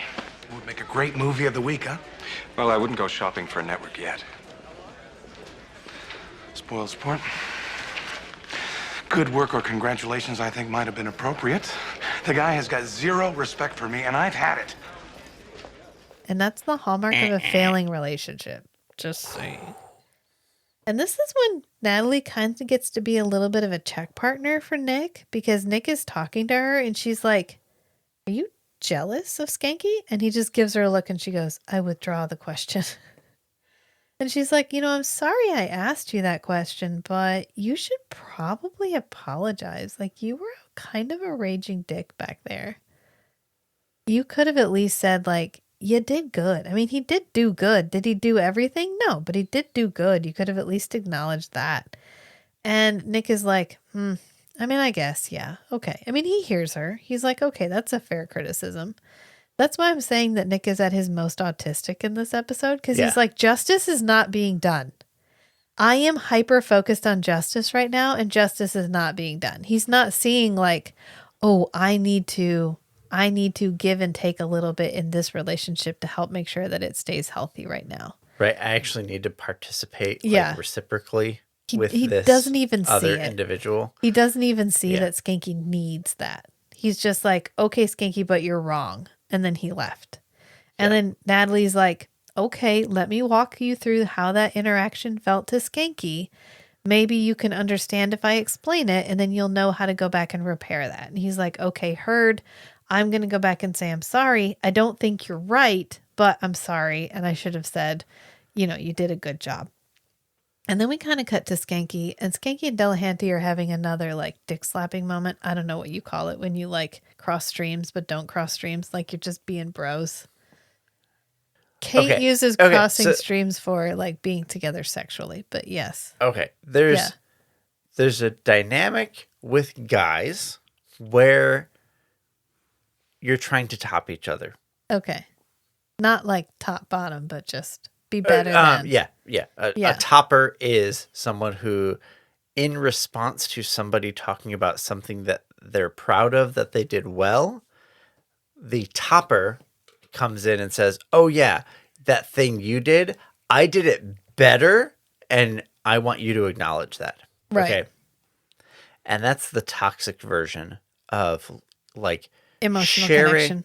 Sharing the things that you are proud of. Correct. But there's a positive version of that too, where two guys who are like actually like friends, like want the best for each other, like I want the best for the part of you that wants the best for you kind of thing, Yeah. where it, from a third party perspective, it sounds exactly the same. But internally in each guy, if they're actually like bros, like real bros, those statements that sound like a topper are a like responsive emotional bid. Okay. Like, hey, I did this thing and it worked out great and I'm really proud of it. And you broadcast that to the other person and the other person says, whoa. And I did this thing that worked out really well that I'm proud of. And it's more like a virtuous, like, so there's a downward spiral. Yeah. Both of these are positive feedback loops. A downward spiral is the like movement downward precipitates more movement downward. Yeah. The opposite of that is called a virtuous circle. And that's where you're kind of spiraling upward, where positive movement or positive action encourages and instigates more positive movement and positive action. Yeah. So the positive version of the, topper is two guys just sharing like, here's my accomplishments for this week. Yeah. And they kind of congratulate each other by sharing their accomplishments for the week. Okay. And Good backslap moment. yeah. Yeah. Like, yeah, that's great. Instead of saying, oh yeah, well, I did this. It's, that's awesome. I also did this. Gotcha. And you're kind of building this tower of like this participatory thing between you two. You're building each other up and encouraging each other to keep that kind of thing going. I think Delehanty is appealing to the part of Schanke that used to not give a shit. The nihilistic, the season one, part. well, the season one Schanke, the Nick Knight Schanke, the I'm out for myself Schanke, and I'm not so concerned about being a good cop as I am about getting the publicity for being seen to be a good cop. Yeah. Because first he kind of talks about like, okay, here's this PE teacher that we both had together, and he both flunked us from PE because of course Schanke flunked PE. And here's this like dude bro that used to be in our class and who we all envied. Oh, and he died doing this.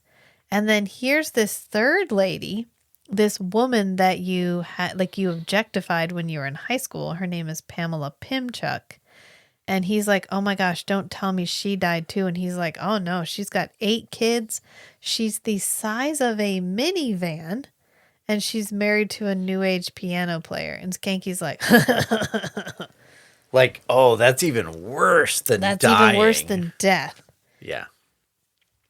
Being the size of a minivan and having 8 kids and not having a successful husband is worse than death.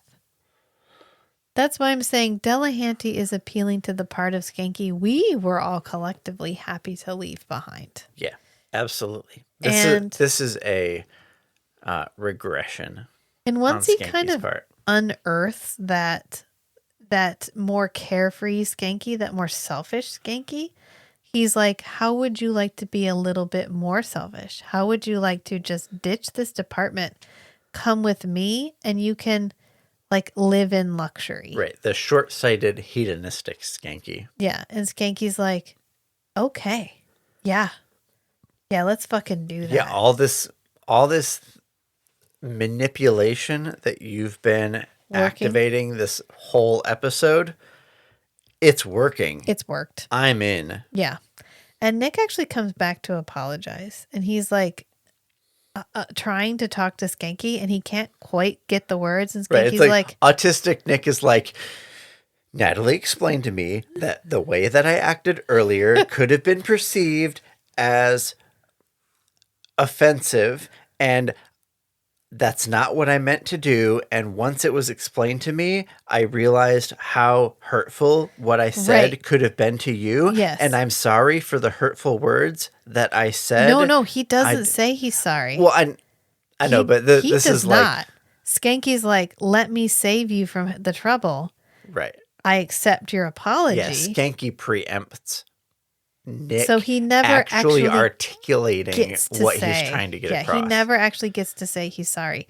Skanky interjects and says, let me stop you there. I accept your apology. And Nick is like, okay, great, but I don't actually think you're right. I'm still not sure. I still think there's more to this case. And Skanky's like, there's not a case. It's done. It's solved. I have a letter right here on my desk where somebody actually wrote death threats. Like somebody sent death threats to the pharmaceutical company, and he's now the most wanted man in America.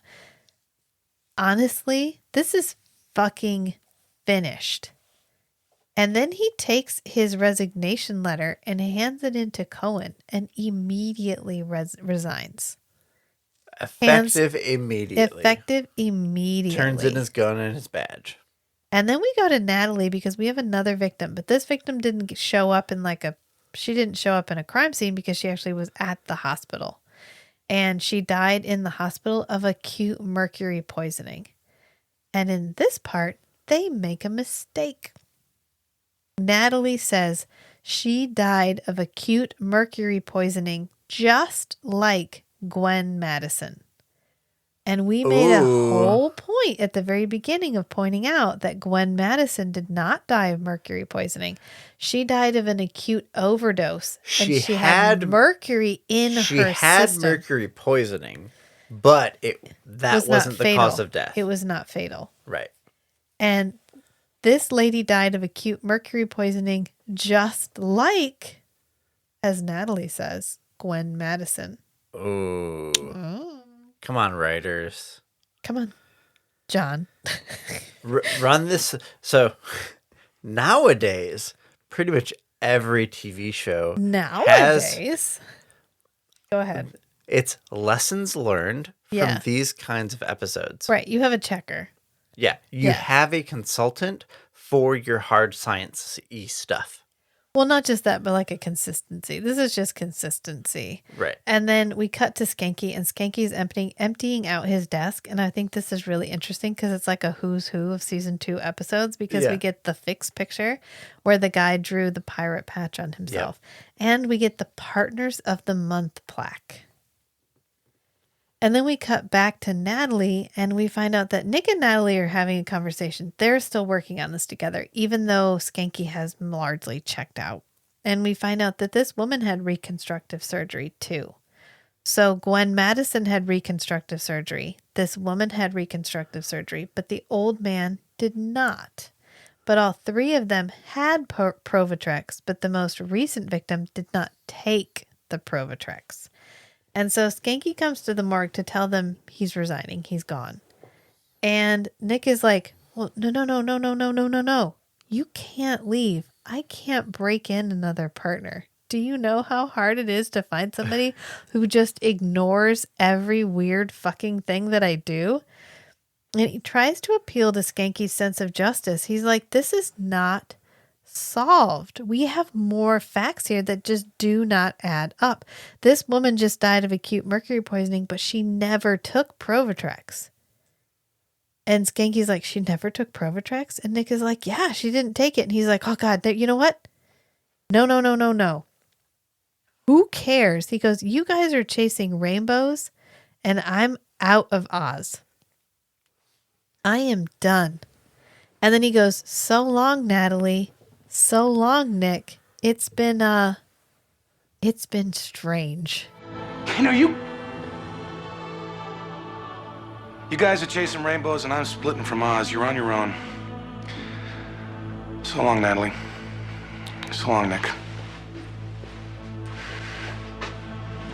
It's been strange.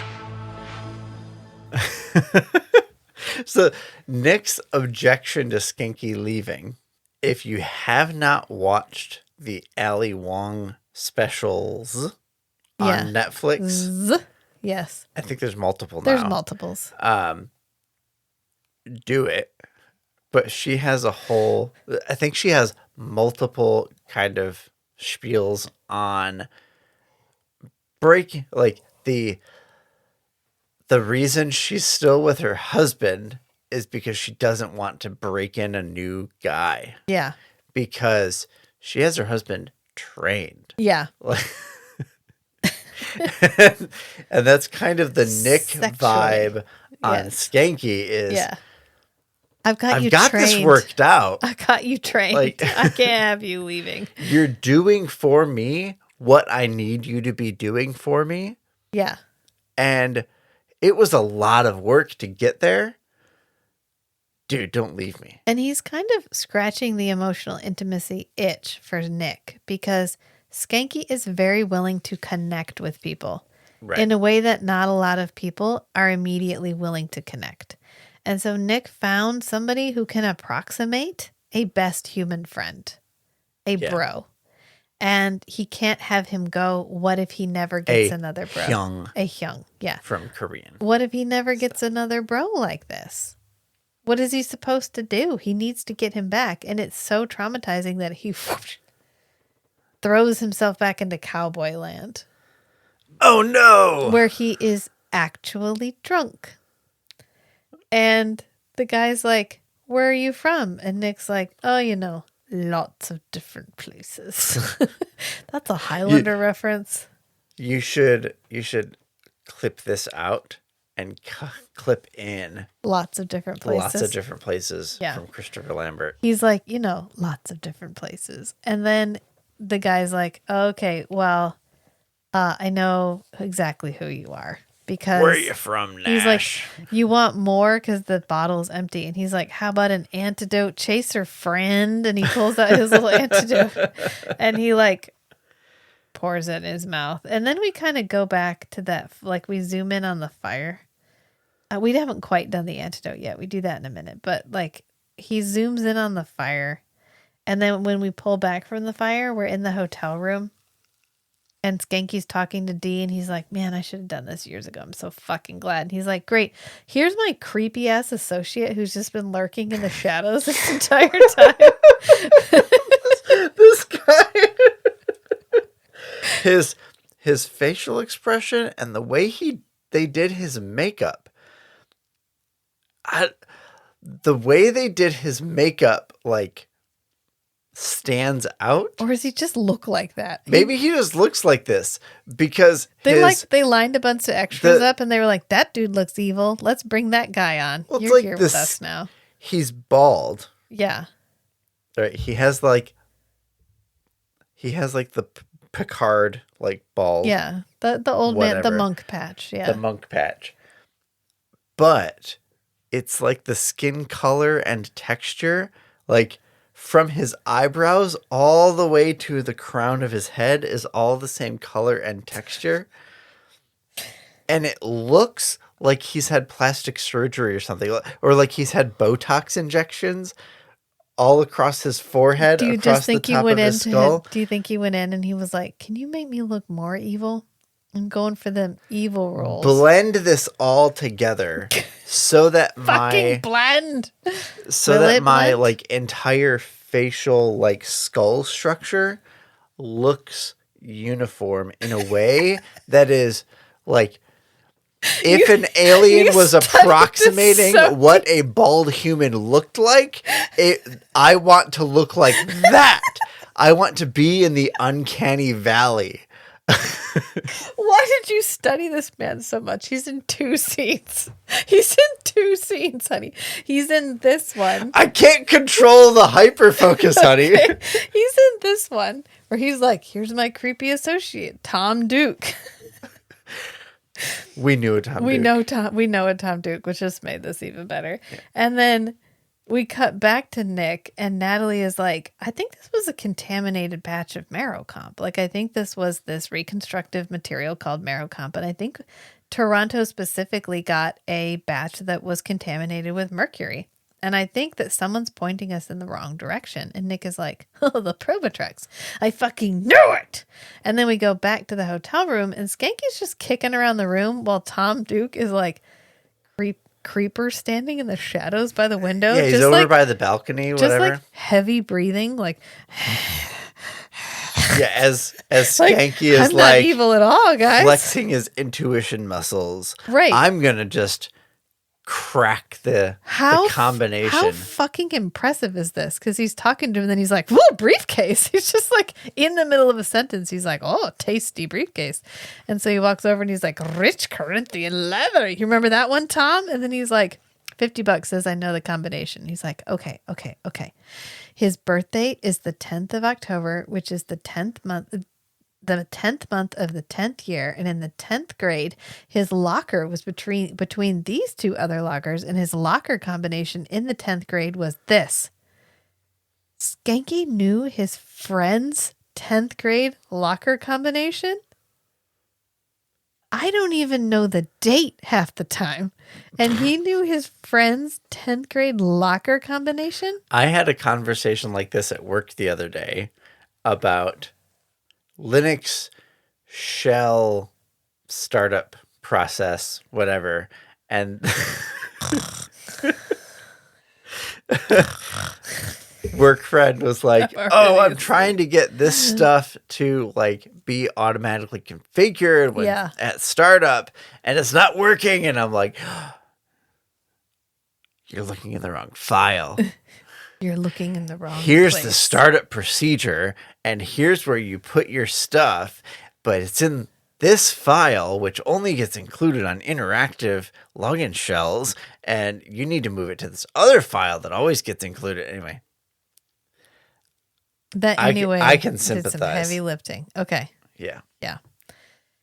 So then we cut back to Nick again because Nick and Skanky are solving this all at the same time. And so Nick is like, HMS Medical, the company that owns Marrowcomp, where is it located? And Natalie's like, Phoenix. Scottsdale, Arizona. Phoenix. Oh, I thought it was Scottsdale. And Nick says, Scottsdale? And she goes, no, Phoenix. And she goes, is there a difference? And he goes, yeah, Scottsdale's much better. And then we go to another flashback. And this is when he pulls out this really awful wanted poster, which has like, you know what? Everybody looks okay. Oh, that's right. But Jeanette looks terrible. Okay. It's like she was so pretty they couldn't look at her long enough. So they just approximated a woman. She's safe, y'all. She's fine. No one's identifying her from this wanted poster ever. And this guy's like, oh man, you're my payday. You're my score. I'm so excited. And of course, this is when LaCroix shows up. And it's like Cowboy LaCroix shows up. And this guy's like, what the hell? And Nick goes, or not Nick, sorry, because Nick is unconscious at this point. But LaCroix goes, hell. What a good word to use. And then he's like, who is the bounty now? And who is the hunted? Ooh. Terrible likeness, really. What a fine friend you've turned out to be. What the hell? Hell. What a fortunate word to choose. Who's the bounty now? And who's the hunter? And then we get the reveal because Schanke has opened this briefcase and it is full of Provatrex.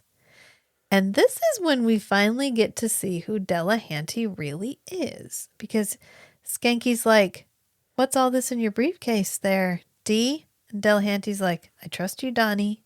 You know that. And Donnie's like, you killed those people. You killed those people. And Delehanty's like, yeah, but they were dead already. They had like the poison was already in them. They were going to die. I didn't kill them. They were already dead.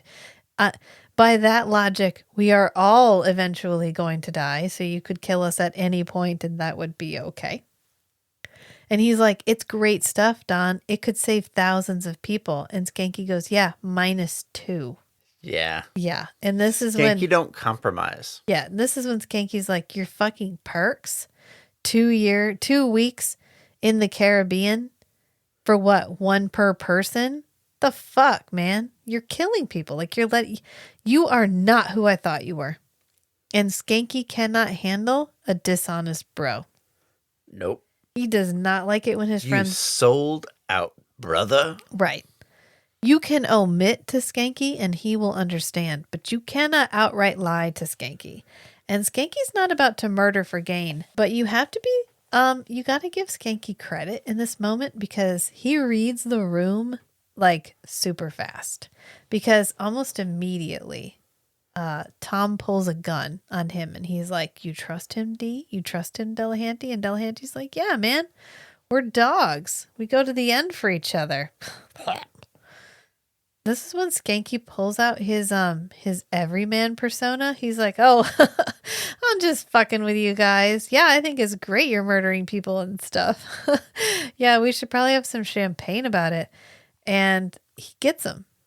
They believe him because he pulls on he gets his little smile, and it works. And as soon as Delehanty turns around to leave, Skanky picks up a chair and wallops Tom Duke with the chair. Right, he totally charms him. He's like, "Oh He's yeah, like, "Oh, man. I'm totally cool with all I was this. just shitting We're with you. bros. I'm It's just fine." I'm just trying to rile you up to Yeah. get a feel for you. Right. Yeah, it's all good. It's all good." And as soon as they turn around, whack. Yeah, he whacks him with the chair, and it actually causes Tom to shoot Delehanty. And luckily, this entire time, Nick has been en route to Delehanty's hotel room because his friend, Patrick Delehanty, pulls a gun on Skanky, intending to kill Skanky. Because Tom Duke is already incapacitated. Nick isn't in the room yet. The only two people in the room right now are Delehanty and Skanky. And Delehanty pulls a gun. And Nick bursts through the window from the balcony. From the balcony. And grabs Delehanty's gun. And he doesn't actually tell Skanky about his gun. And I don't think Skanky sees it. Because Skanky is momentarily incapacitated. So Nick lets Skanky continue to believe that Delehanty would have never hurt him.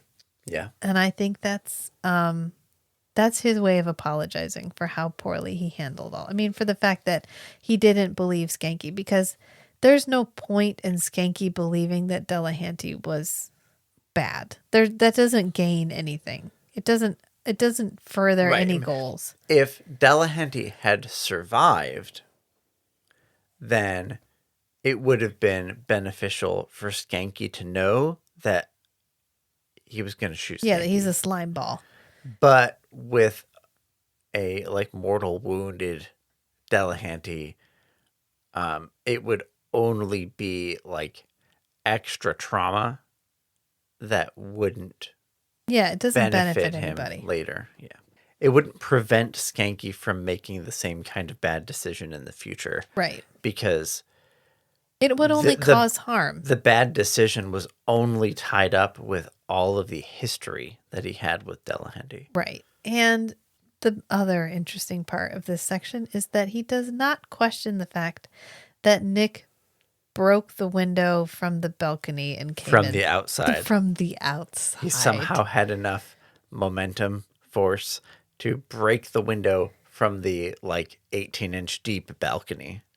Correct. He's like, well, I'm not going to question that.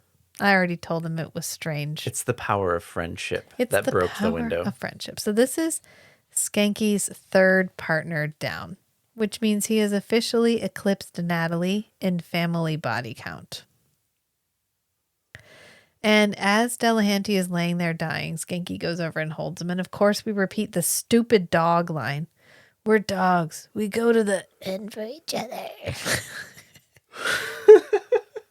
And he looks at Nick and he's like, friends, huh, Nick? Who needs them?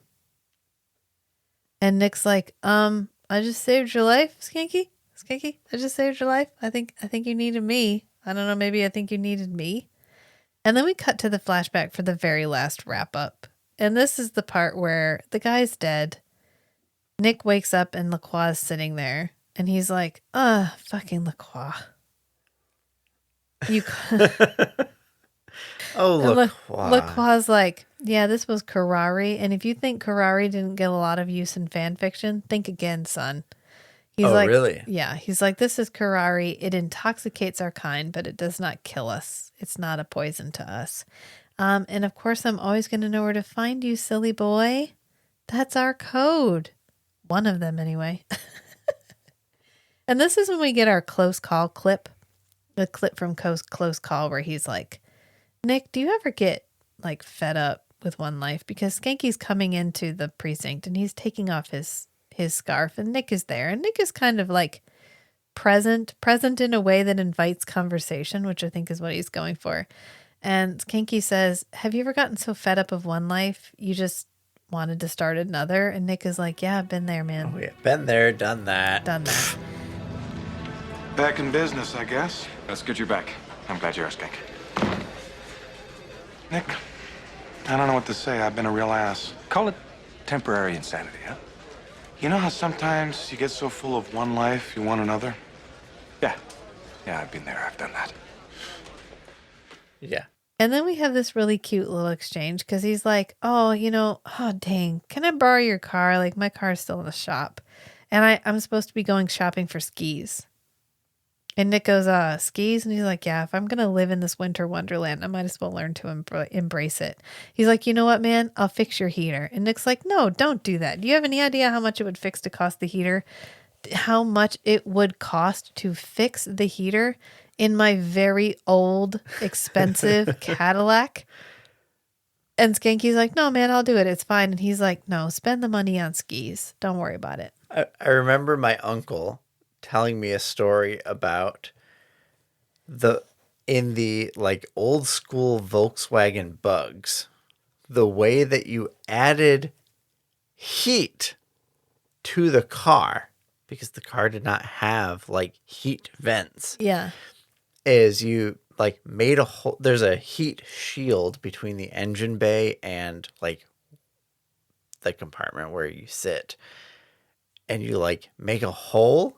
And then you would use Campbell's soup cans and duct tape to make like vent tubes along the inside, like go above the door, like towards the back, and then poke holes in it so that the hot air from the engine bay comes out into the rider compartment. Your mom Maybe said not. your grandfather used to just put like a kerosene heater on the floor. I wouldn't be surprised. And that's how they would heat the car. But it's kind of it's a mea culpa way of ending it without making it a big deal. It's like, listen, I got caught up in the broness, right? Yeah. I got swept up in who I used to be. And I'm sorry, man. I'll fix your heater. And he's like, no, don't do it. It's fine. I'm literally a millionaire. I could fix it at any moment. I just don't give a shit. I'll do it. You know what? Don't worry about it. I'll take care of it. It's fine. And it's a kind of a sweet way to end it. I think if we'd made it a big gesture where Schanke was like, oh, I'm sorry, and had this big thing where he apologized, I don't think it would have fit his character. Yeah. I think acts of service, just being like, hey, I got a couple acts of service up my sleeve. I'll throw those at your emotional bid, and that's going to be our love language. I think that works way better. Yeah. And overall, I don't think this is a terrible episode. I think this is a really good Schanke episode because we never really addressed the difference in Schanke from season 1 to season 2. Yeah. And so I think alluding to the fact that it's not necessarily that they're separate characters, it's that one Schanke's put work into himself and one Schanke hasn't.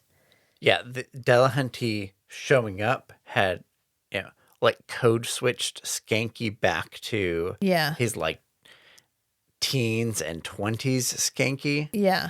That he's grown past, but he still had all of this history with this guy that just pulled him back into the person that he was at the time that he last hung out with him a lot. Right. And I think all of us can look back even 6 months to 5 years and be like, holy shit, I was a totally different person. And then sometimes when you meet friends from that time period, it's really easy to regress. And I totally think that's believable. I think it's believable that Schanke wants his friends to be as good to him as he is to them. And so he completely approaches Delehanty's visit without any kind of guile or any expectation of subterfuge. He's just like, yeah, my friend's here to visit me. He wants what's best for me because I want what's best for him. So I completely believe this exchange, which just makes that moment of betrayal that much more poignant and painful for Schanke. But I don't think that he goes back to Nick and his relationship expecting Nick to do the same thing. I don't think he approaches every relationship now thinking, okay, how are you going to betray me? Because I don't think that fits the Schanke character. I think Schanke is the enduring, think the best of people. And I think that's why he works so well with Nick. Nick Right. could not have been partnered with a I cynical don't think partner. he perceives. I don't think his negative experience with Delehanty has contaminated his relationship with Nick. Yeah, that's those what I'm are going two. for. Those are two compartmentalized relationships. Yes, I think in Schanke's mind, very much so. Yeah. All right, we've got 2 episodes left of Forever Night Season 2. I know you're checking that, but we've learned a valuable lesson here, which is no gin shots directly before an episode. Wait. Have we learned the lesson? No gin shots or yes gin shots? I'm going to leave that up to the audience. So until next time, Give- friends. Let us know No, on don't. Instagram No. or YouTube It could be like, what the how shit? much What better the shit was that? this was, Maria, or I how hope you much thought worse this was this funny. was. You know what? Maria thinks we're funny. And I really hope Maria thought we were funny Thank this you, time Maria. too. Thank you. Everyone, like, I get on like the YouTube like analytics thing, and Yeah. I see all the comments. Oh, thank you, Maria, and Yeah. I heart the comments. Yeah, and Matt's the Rachel official- responds sometimes. That's and- the official YouTube moderator. yeah. Yeah. We do, I'll shill for a second. We do have an Instagram. If you're not on there, that's where I am most active. So I post the most stuff. I put the most updates. That's on Instagram, and it's at Strange and Beautiful Network, at Strange and Beautiful Network. We have a website too. That one's called strangeandbeautiful.club.